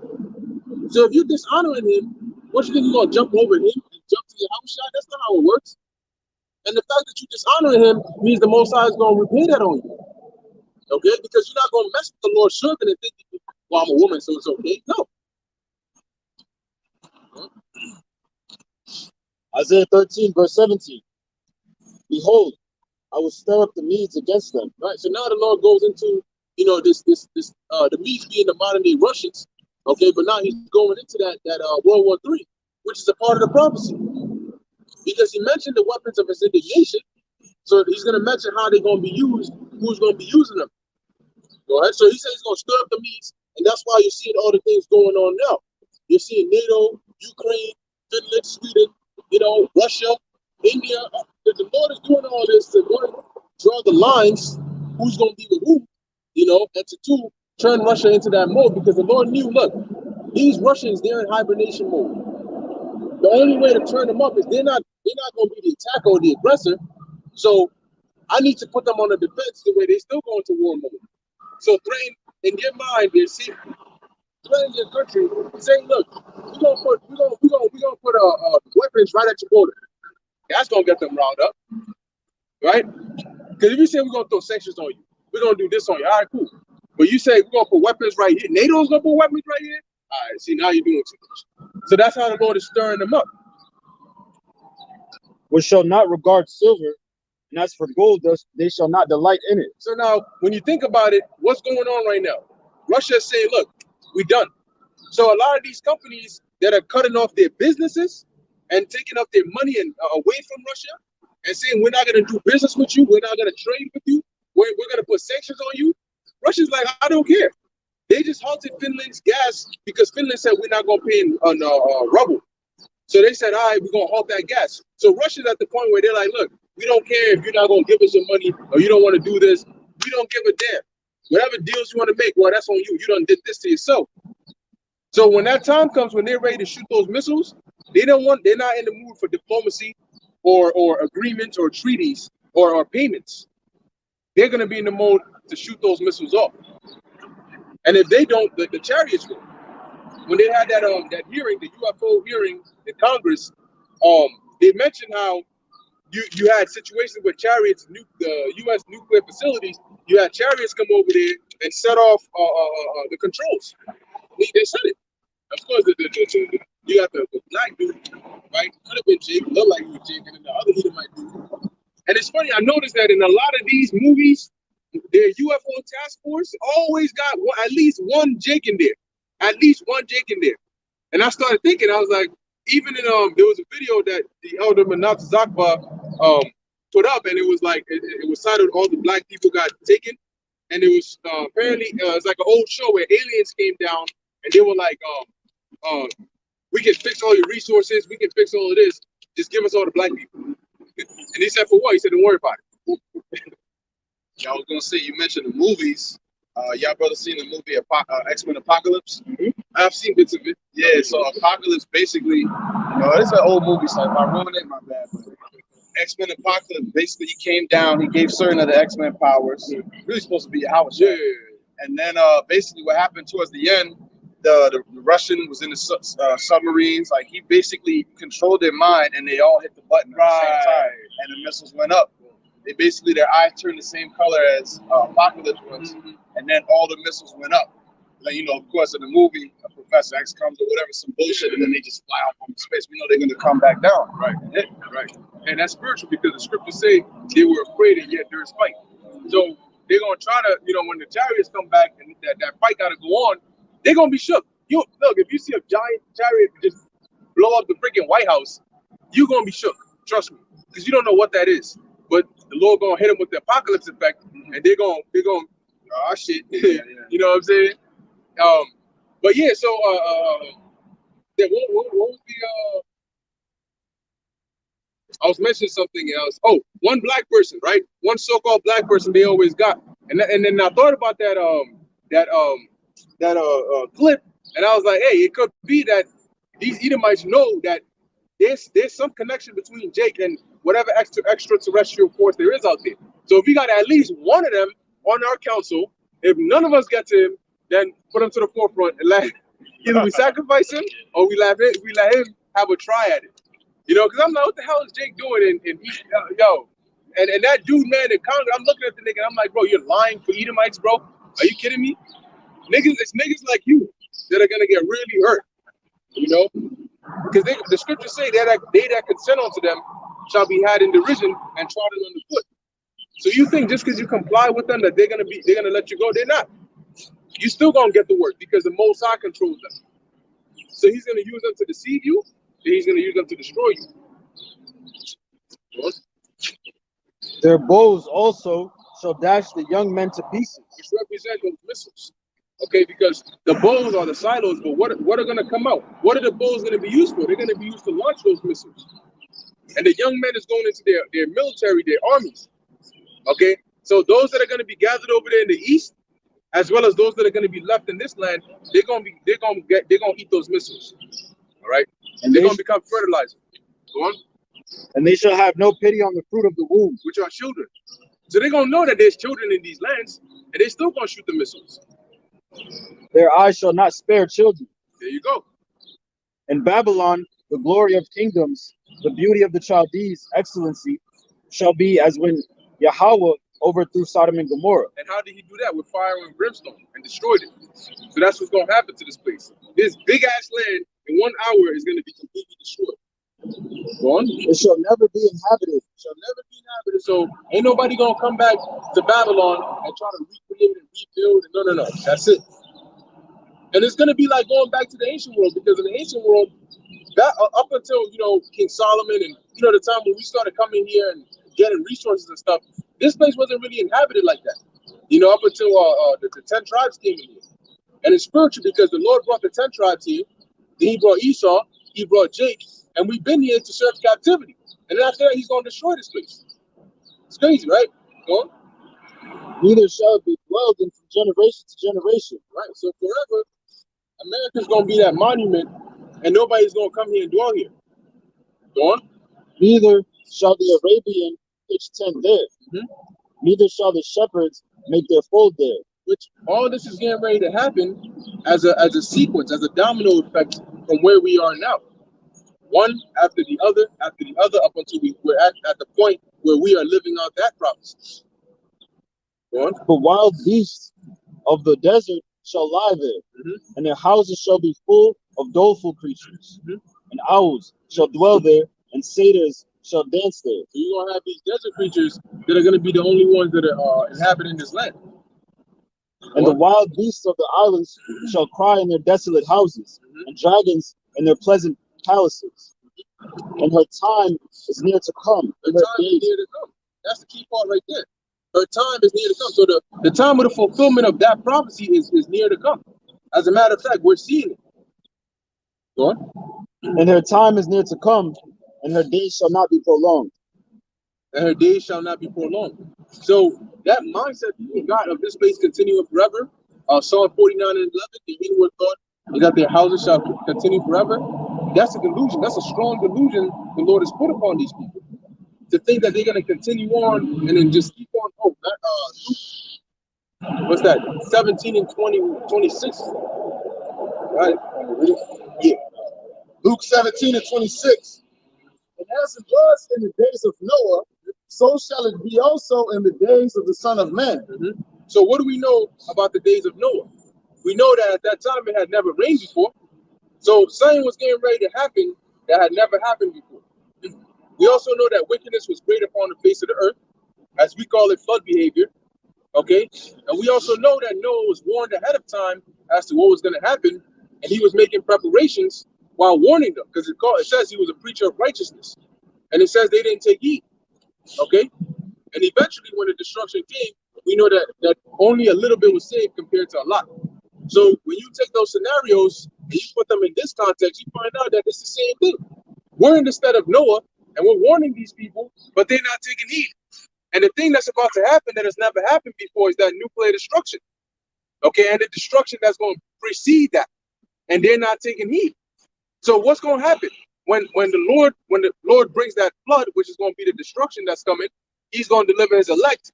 But as it says in the book of 2nd Ezra, it's going to be like as a drop compared to a wave.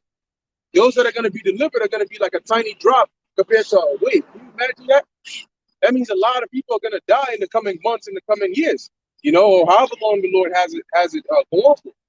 That's what these calamities are here for. You got some more on that? Yep.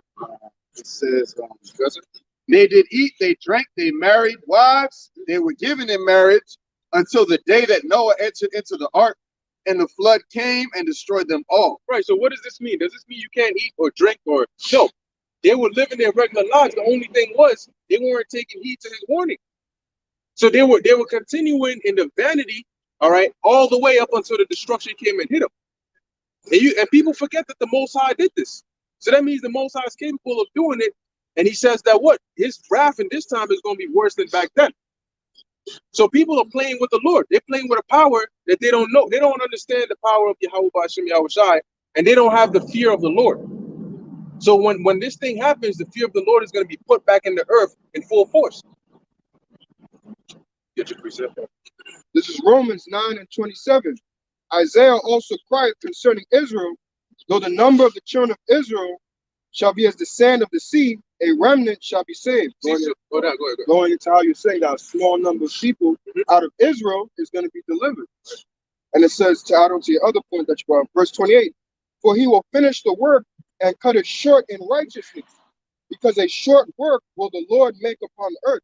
So the Lord's going to make a quick work of this. Because remember, the scripture said the Lord is long suffering, but like Yahushua said, he's going to shorten the day for the elect's sake. So the Lord's getting tired of how he has to watch this wickedness go on upon the earth. So he's going to cut it short. That's why it says, a day shall not be prolonged. See? And that's in Revelation, the 18th chapter. It tells you how when sins have reached unto heaven, and it's going to be time for that judgment to come down. So, like I've said before, we could very well be staring Jacob's trouble in the face. Of course, we're going to watch and pray and see how it turns out, you know, because we know, according to the scriptures, that it's going to get really, really, really bad. So let's see if they keep, you know, things keep going with the foot on the gas, you know, or how it turns out. But from the forecast, is looking to be a summer of hell. Okay? That's it? Yeah. 2 Ezra 9:20. So I considered the world, and behold, there was peril because of the devices that would come into it. And I saw and spared it greatly, and have kept me a grape of the cluster and a plant of a great people. Which is going into the elect. Because you have the grape here in 2 Ezra that's talking about the Lord's elect that he has prepared. And then you got the grape in Revelation 14 that's talking about the wicked, and it's talking about some of you Israelites that are going to be put to death. Go on. Let the multitude perish then, which was born in vain. Let the multitude perish, which was born in vain. So there's a great number of people that are living on the planet Earth right now that were put here in vain. They were put here to be extras so that they can magnify the destruction even more. Because if you think about it from the perspective of a movie, all right, you're going to see that it's like the destruction is more dramatic when you got more people caught up in it. One scene here, they all get wiped out. It makes the destruction look more dramatic, right? Just like if there's a demic, right, or some outbreak, and it says 500 people died, and then there's another one that says 2 billion people died. You're going, oh shit, that's whoa, that was catastrophic, right? 500, that was mild. 2 billion, that was catastrophic. So, you know, the Lord brought these people here to add to the effect. Because it says they were born in vain. That's why you see a lot of these jakes. You like, yo, what do you actually do with your life? Like, what's your significance? You're not even a scoffer. You're not even somebody that's involved, and you're just there. You're just out in the world, just waiting to eat a missile. You know, just a useless eater who doesn't compare. You don't consider anything. You now know what the government tells me is what I do, and then you just. So you're born in vain. Yeah, the body and everything can be fuel for the fire. That's right. Yeah, because your body has fluids in there that can act as like gas to further the explosion. You know, so they're definitely going to be fuel for the fire. Was it? Like you said, though, useless eaters. You know, where's the baby formula at? You know? Right. Shit, that's all that you are good for is relying on Esau, sucking off the government teeth. Speaking of baby. Yeah, right. Sucking off the government teeth and perishing in there. You know? Quick point, man. Yeah. No, when it goes into Revelation with the clusters of grapes, like the Israelites are going to be destroyed. Remember, back then, clusters of grapes were big.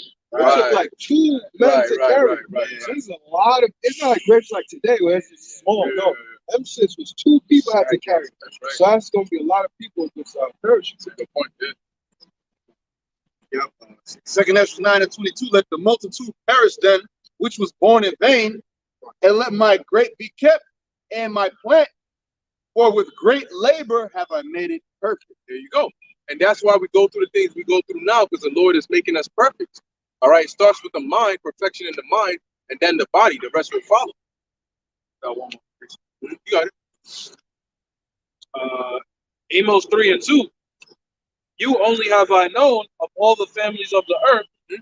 Therefore, I will punish you for all your iniquities. There you go. That's why it's called Jacob's trouble. Even though it's going to affect the whole world, Jacob's going to get it, you know, the most. All right, Jacob's shit. I mean, Said they're gonna start with us. right. It started his house first. Yeah. What the kids say, or like the brothers or sisters say when you do something bad now? Like, ooh, you in trouble. Right. Yeah, Exactly. Pops is coming home. That's right. Right. He's coming with that whip, man. He's about to show a lot of these people the fear of the Lord. And it needs to happen. It needs to happen. People are way too comfortable, way too relaxed. Matter of fact, can we get Ecclesiastes 8:11? All right, people are way too relaxed, and that's why they're doing all this stupid madness. A lot of 90% of the things that come out that are either a trend or some news that comes out is of some stupidity or something unnecessary or something ridiculously wicked that Jake is up to. You know, and they're publishing it, making it public, and that's going to be evidence to bear witness against you. Ecclesiastes 8:11, because sentence against an evil work is not executed speedily. So what's an example? Well, when you commit adultery, you put to death, right? When you go off and you break, there's certain laws that are punishable unto death, and some that still have different punishments. They might not be unto, like hey, if two men are fighting and one man's woman grabs another man's secrets, she got to get her hand chopped off. You know, so these are laws and consequences that we have, that because they're not executed right away, people have it in their minds to do whatever the hell they want without boundaries. Boundaries are enforced with consequences. Okay, don't do this. You're going to do it. You're going to find out why I told you not to do it. You know, but because the society doesn't execute that judgment, people think that adultery is. Look, if you tell me this is a boundary, don't cross it, and I cross it and nothing happens, it's not a boundary to me, right? Why is it? It ain't a boundary. It ain't stopping me. So when you tell them you can't do a lot of these wicked things you do, and they do it and nothing happens to them right away, to them, then it doesn't matter what you say. They can do it in their mind. But better, the thing is, it's not going to be never. It's going to be late. That's all it is, because the Lord is long suffering. More than yeah. Therefore, the heart of the sons of men is fully set in them to do evil. There you go. That's it. So you wonder why Jake do the shit they do? Because they're undisciplined. They feel as though they can get away with it. But you can never escape the Heavenly Father, because he doesn't see as man does. He doesn't see the flesh, he sees the spirit. So he can track your ass from generation to generation. And when you die, where do you think you go? You come right back to him. When you're on the earth, you're still under his control, because he says the earth is his footstool. I just wanted to add how you were going into people not having accountability because they don't have any consequences for the things they do. And I was pondering on this the other day, actually, because I noticed that, like, most of the things that are wicked now are considered is now considered empowerment. So when people are going off, they really getting rewarded for the things that are going off in this world. So and you don't have consequences for it. That's why it's continual. This is why the Most High has to send his son back to get everything right, because people are going to just keep going off if you don't put an end to it. Yeah, correct. And that's why he is going to come back and he is going to bring that destruction. Okay. Let's get our 2 Esdras 16. We'll just go through a bit of it. Because ultimately, like we said, that's the time. 2 Esdras 16, 2 Esdras 15, they cover a lot of the big bulk of the prophecy of Jacob's trouble. You know, it goes into a lot of the things that we're going to be seeing in Jacob's trouble. It's all covered because literally Ezra was seeing Jacob's trouble happening. That's why he wrote it down in these chapters. Okay, so that's why when we see what's going on in the world, we can immediately think back to these things, because in essence, what we're doing is seeing the same thing Ezra saw, except the way we make reference to what he saw is by the words he wrote, how he described it. Start from the top. 16. Yeah. That's why he said, woe is me, who will deliver me in those days. There you go. There you go. In those days, right? So what days are those? The days of trouble. Jacob's trouble. 2 Esdras 16. Woe be unto thee, Babylon and Asia. Woe be unto thee, Egypt and Syria. Gird up yourselves with clothes of sack and hair. Bewail your children, which is sackcloth, and woe be unto them, because nobody's going to be exempt. Okay, go on. Bewail your children and be sorry, for your destruction is at hand. You see, for your destruction is at hand. And the scriptures say, why do the people rage and the heathen imagine a vain thing? Or why do the heathen rage and the people imagine a vain thing? Go on. A sword is sent upon you, and who may turn it back? So who's sending that sword? Ultimately is the Most High, all right, through Yahushua, through his angels. And no man may turn it back. So the destruction that's coming, nobody's going to be able to stop it. And it's already been sent out. A fire is sent among you, and who may quench it? Right, who may quench it? You know, who's going to stop that fire? Go on. Plagues are sent unto you, and what is he that may drive them away? Yeah, nobody's going to be able to deliver you from these things that are happening. Not Jerome Powell, not the Fed. No. Because the Most High is ultimately behind it all. May any man drive away an hungry lion in the wood, or may any one quench the fire in stubble. when it hath begun to burn. Right. So it's given descriptions of, just like you can't, if you see a hungry lion in the wood, you're not King David, you're not Samson, you're not Tarzan. You're gonna run. You're not gonna stop that lion. All right. Just like if you see fire that's been kindled and it's burning, you ain't gonna go and grab the fire and just put it out.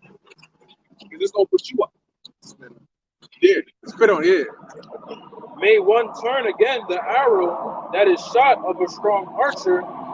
The mighty Lord sendeth the plagues, and who is he that can drive them away? Right. So if you see somebody pull back a bow, the string, and they release the arrow, how you gonna stop that?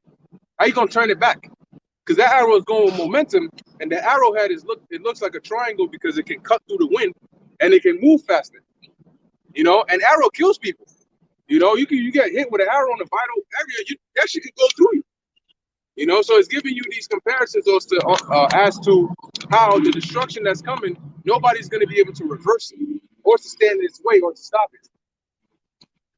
And the Lord is giving us a spirit to be able to sidestep it. You know, so we ain't going to try to go head on with it or try to run from it. Lord's going to be able to take us out the way. Okay, go on. A fire shall go forth from his wrath, and who is he that may quench it? Mm-hmm.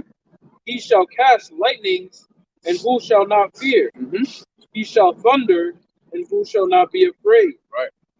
The Lord shall threaten, and who shall not be utterly beaten to powder at his presence? And that's what's coming. That's what's coming. And that's what's going to bring that fear. Ezra said it. He said that after he saw the armies, 2nd Ezra, the 13th chapter, he saw the armies, and he saw that the Lord neither lifted up hand nor held sword. But when he saw that laser beam come down, all he could see was dust and the smell of smoke, and he was afraid. The earth quaketh, and the foundations thereof, the sea ariseth up with waves from the deep, and the waves of it are troubled. Right, because you're going to have these earthquakes, but earthquakes are usually followed by tsunamis, because these are all going to be natural disasters that are going to be taking place. All right, floods, natural disasters, tsunamis, earthquakes, famines. Might just see Leviathan pop up. Who knows? And the waves of it are troubled, and the fishes thereof also. Right. Before the Lord, and before the glory of his power. For strong is his right hand that bendeth the bow. His arrows that he shooteth are sharp.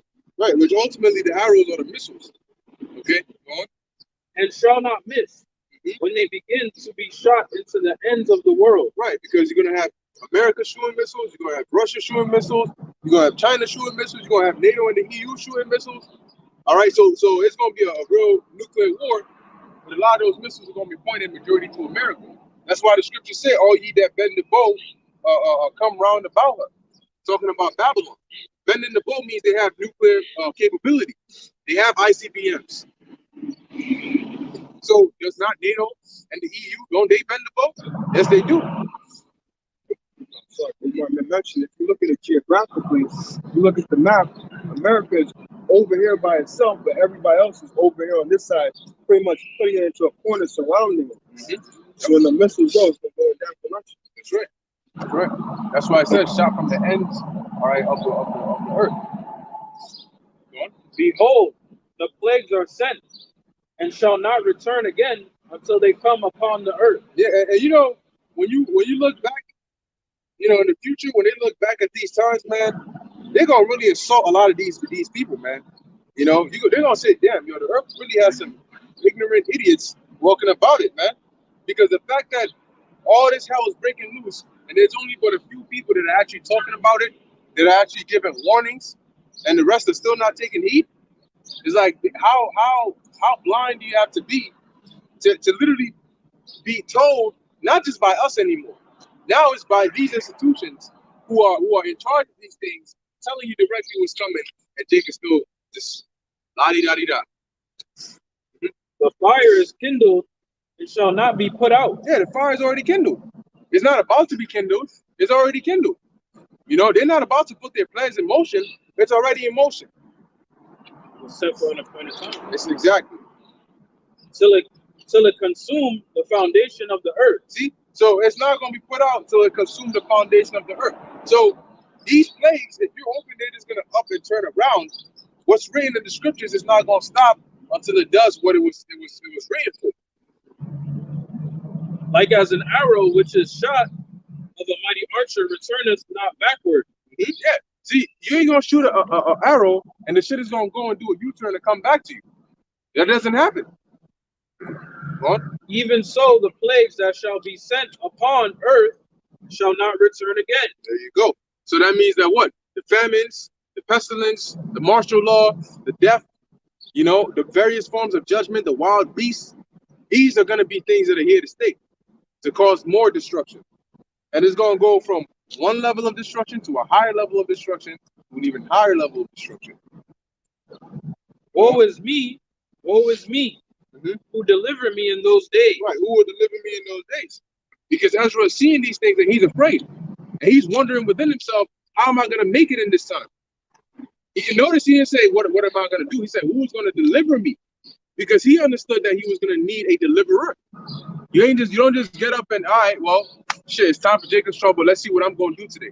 No, that's why in Revelation 3 it says, the Lord is going to keep us from the hour of temptation.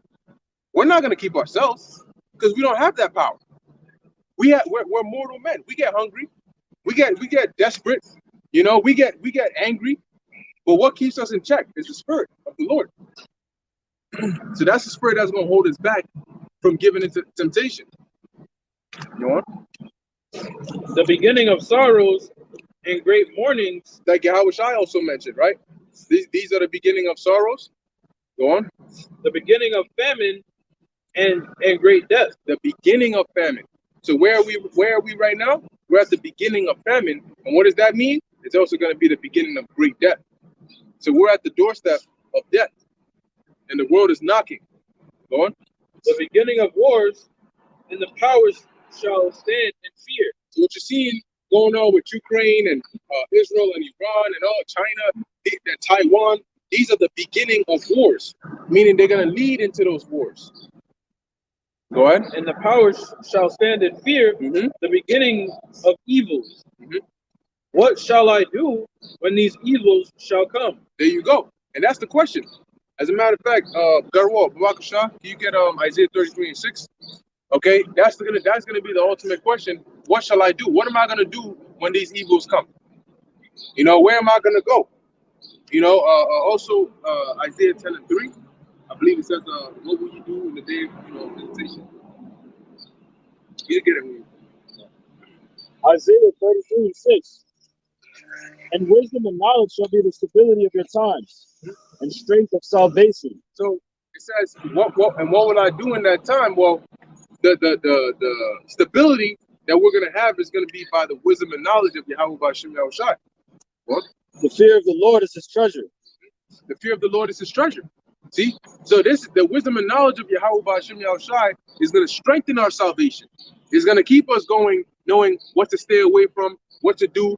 We're going to be guided in that time, you know, and the Lord is going to provide us a way to maneuver in this maze of deception. Okay, you got Isaiah 10? Yes. Let's get there real quick. I think it's 10:3. Isaiah chapter 10, verse 3. And what will ye do in the day of visitation? Yeah, what are you going to do in the day of visitation when these things come upon you? Go on. And in the desolation which shall come from far, to whom will ye flee for help? To whom will you flee for help? What does it say? And where will ye leave your glory? Yeah, because with all these things coming, you're not preparing. So what are you going to do when it comes? You moving like you already got everything set, you know? But you actually have no idea what's getting ready to take place, and it's going to hit you by surprise. You know, and I wouldn't be surprised to start seeing a lot of social media posts that are sounding desperate. You know, oh my God, or GoFundMe pages. You know, could you guys, you know, it's getting bad over here. Well, guess what? A while back, you had a power outage in Texas. The water wasn't good and everything. And people were like, oh, it's bad. You know, can you help? Everybody's going to be in need of help, you know? And it's just going to be, yo, you see what's going on over here? Yo, you see, they're doing. And it's only going to get worse and worse and worse. The crime is already getting out of hand right now as it is. Add a little bit more desperation, and you're going to see.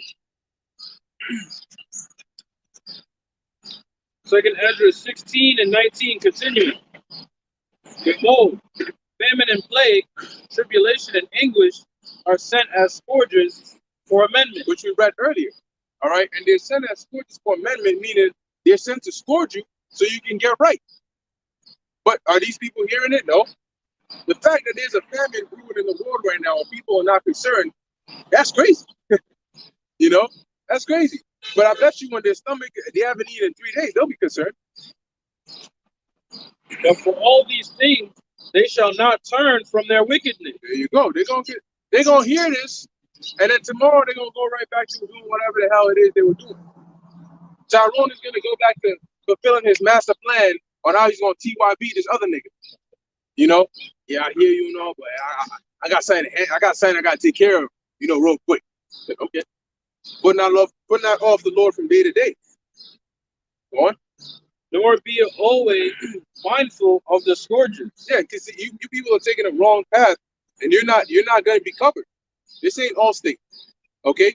You're not going to be covered because guess what? Our power can manifest food out of thin air. Our power can turn a stone into bread, okay? He can feed us in whatever way possible. But you guys taking the route of going down to Egypt for help, they can't look. Even Egypt depends on the Lord.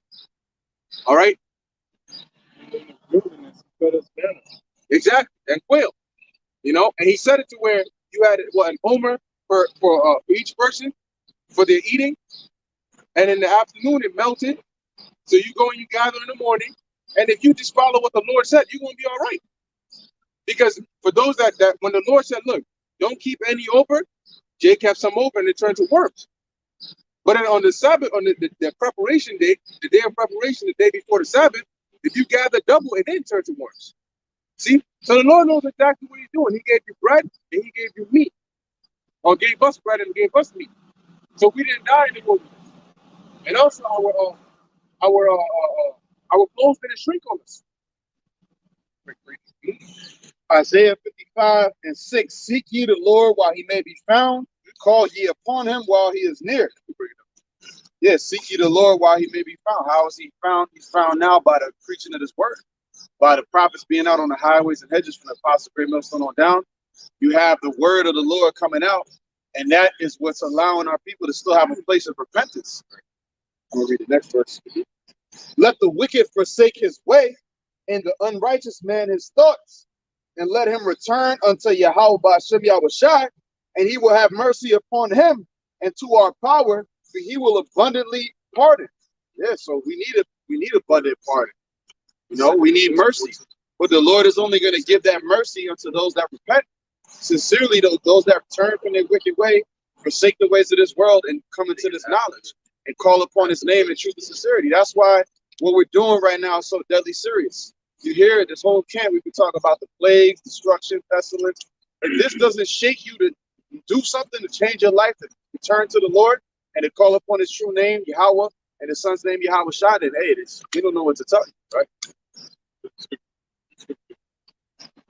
This is Matthew 6:25. Therefore I say unto you, take no thought for your life, what you shall eat or what you shall drink. He didn't even say take little thought. He said take no thought, because the Lord already got that secured. Obviously, if you're serving the Lord, he's gonna preserve you. Go ahead. Nor yet for your body what ye shall put on. Is not the life more than meat, and the body raiment? Yeah, because what do you need? You need food to survive, and for your body you need clothes, right? He said, don't worry about it. Go ahead. Behold the fowls of the air, for they sow not, neither do they reap. Right. So when you sow, you get the plow, get the oxen, you break up the ground, you drop the seeds, cover it up, you let the rain, or you water it, and then you sow, and then you water, and then when the time comes, it says neither do they reap, right? You get the sickle, you go out there, cut the, whatever, you bind it up into sheaves, take it to the threshing floor, so on and so forth. Birds don't do that. But that's in the ancient world, that's how you eat. You got to plant, like even today, farmers, they plant and then they harvest, right? Then that gets processed and manufactured into what we have in the stores. But the birds don't do that. Go ahead. nor gather into barns. Right. So they don't gather food into storehouses or barns. Go ahead. Yet your heavenly Father feedeth them. Right. So yet they're still alive. Why haven't birds gone extinct if they don't sow and reap? Yet the heavenly Father feedeth them. Every day birds get something to eat. Go ahead. Are ye not much better than they? Right. So us compared to a bird, do we not hold much more importance than a bird? Go on. Which of you by taking thought can add 1 cubit unto his stature? Right. So which one of us can just say, I want to be taller and just make yourself taller? You can't. You don't have the power to do that. Go ahead. And why take ye thought for raiment? Consider the lilies of the field, how they grow. They toil not, neither do they spin. Right. Now, the lilies of the field, some of the most beautiful flowers are lilies. Because when you look at the different gradation, the different shades, they have different colored lilies and they're like superb. But the Lord is saying, concerning the clothes that you're going to wear, look at the lilies, for example, right? They don't toil. Toil is a form of weaving, but in the ancient world it was using what's that thing called? It was a certain device that you would sit and then you would use it to be able to weave. You would weave in between it and so on and so forth. Weaver's beam. Yeah, weaver's beam. Yeah. So they don't toil, neither do they what? Neither do they spin. Right. And I looked into that. I think toiling is also a form of that's what it is. Toiling is actually a form of making thread, if I'm not mistaken. But it's a form of making thread based on sheepskin. All right, and then you could, after you wash it and everything, and then you spin it and spin it and spin it and spin it and spin it, and it actually becomes thread. So they don't go through all that because those are materials you use to what? To make raiments. So if you look at a lily didn't have to go through that in order to make itself look the way it looks. Go ahead. And yet I say unto you that even Solomon in all his glory was not arrayed like one of these. Right, and arrayed meaning the way he was clothed.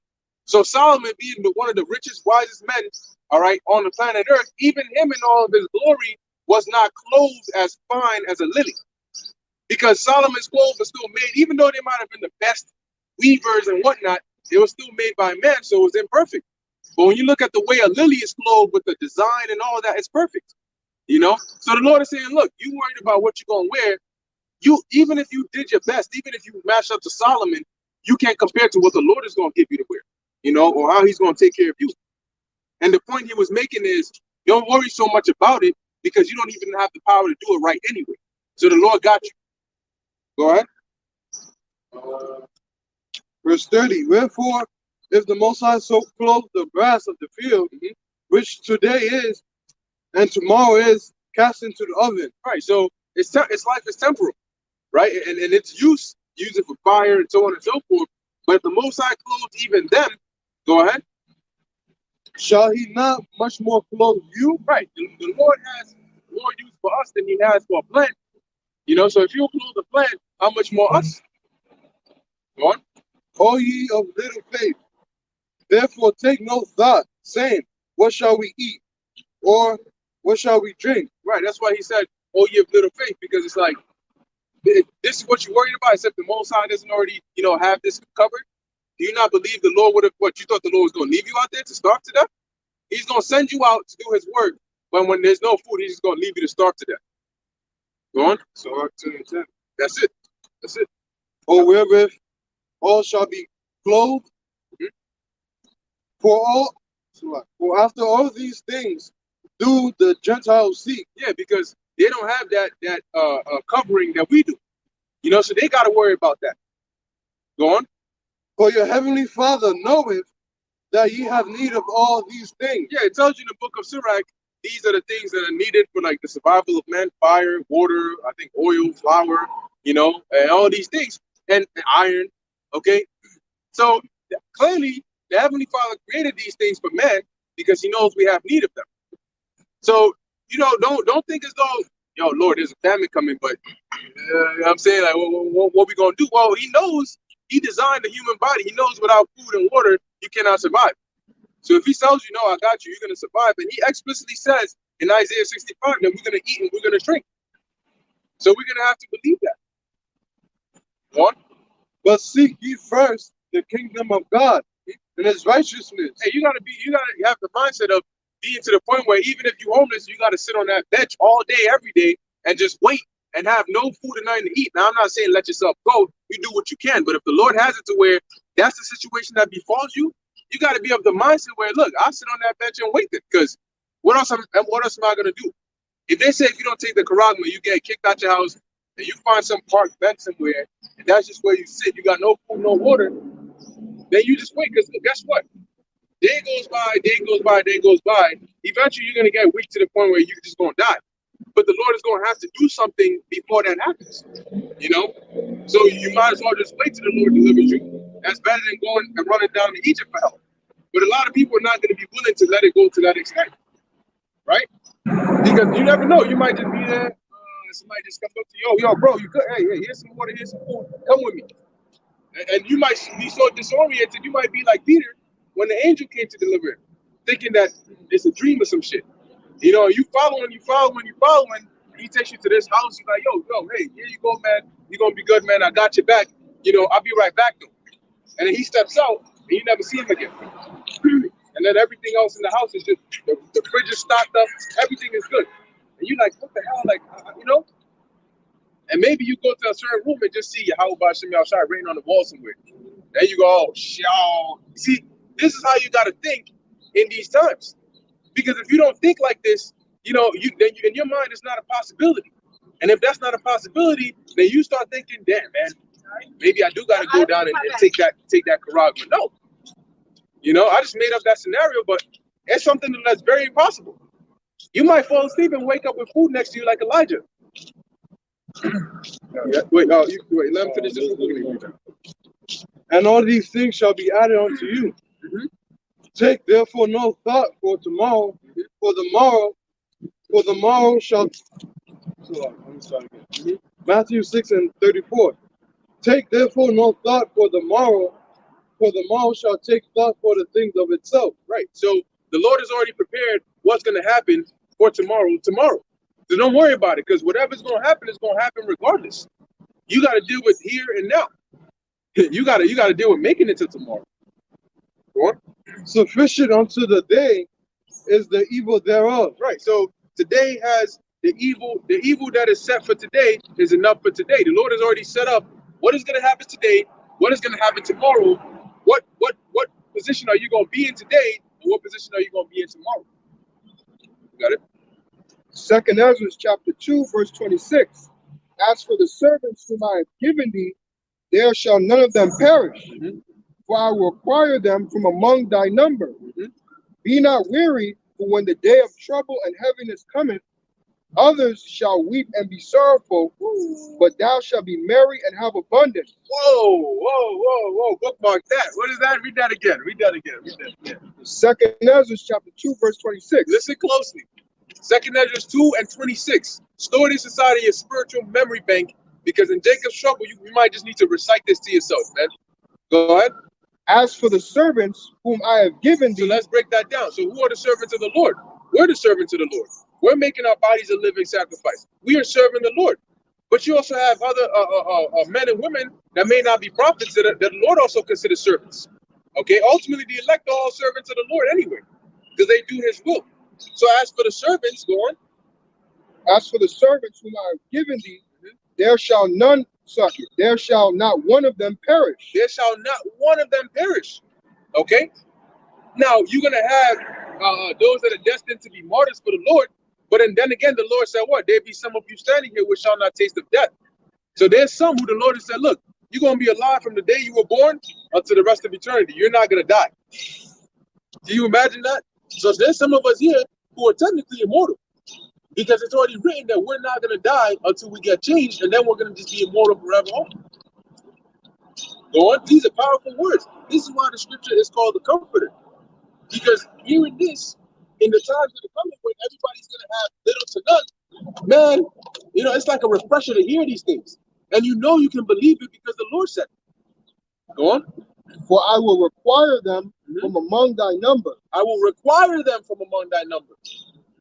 So out of the nation, the Lord has a certain remnant that he requires, and he needs them to be alive. He needs them to be taken care of. Go on. Be not weary, for when the day of trouble and heaviness cometh, others shall weep and be sorrowful. Woo! So when the time comes, others are going to weep and be sorrowful. Others, go on. But thou shalt be merry. But we're going to be merry. That means we're going to be happy. We're going to be joyous. Go on. And have abundance. And have abundance. And it's funny because now we don't even have abundance. You know? But when that time comes, when scarcity, you know, gets real tough, and people are really going through it, the Lord said, we got something to look forward to. The Lord is like, look, I got a little something special for y'all in Jacob's trouble. So we're really excited. Like, all right, let's go see what, you know? And that's why it's important to go hard for the Lord, because you want to make sure you're a part of that number that's being spoken about. The heathen shall envy thee. The heathen shall envy thee. Because they're going to look at, hey, 2 Samuel 16. Then shall they be known who are my chosen? Because we're going to be merry and we're going to have abundance. And it's going to be abundance that nobody can take away from you and nobody can receive if it's not given to them. The heathen shall envy thee, but they shall be able to do nothing against thee, saith the Lord. So Esau's a heathen. He's going to envy us, but he's not going to be able to do anything against us. Go on. My hand shall cover thee, so that thy children shall not see hell. So the Lord's going to even protect the children. He's going to protect your children that day, so you have nothing to worry about with the Lord. The Lord knows that you have family members, your woman, your children that you cherish. The Lord's not a monster where it's like, now if your woman or children are wicked or they just send their past life, yeah, the Lord will judge them and he'll give you a spirit to be able to deal with that. But the Lord's not a monster like, oh, I just want to kill everybody. Right. I'm just going to destroy everything. Like, no, there's a reason why the Lord's going to destroy people. Right. But people just take it as, oh, God is like some monster. When they hear us speak about the Lord, they like the Lord is a monster, like he wants to just destroy it. No, there's a reason why the Lord's doing it. But you have to look, what the fuck have you done to make the Lord want to destroy you? Right. It's your wickedness that makes the Lord want to destroy you. Right. But to those that repent and turn back to the Lord, he says right here, my hand shall cover thee, so that thy children shall not see hell. So your children are going to be good. All right, so nah, you can pause on that. Yeah, we're gonna finish with this one.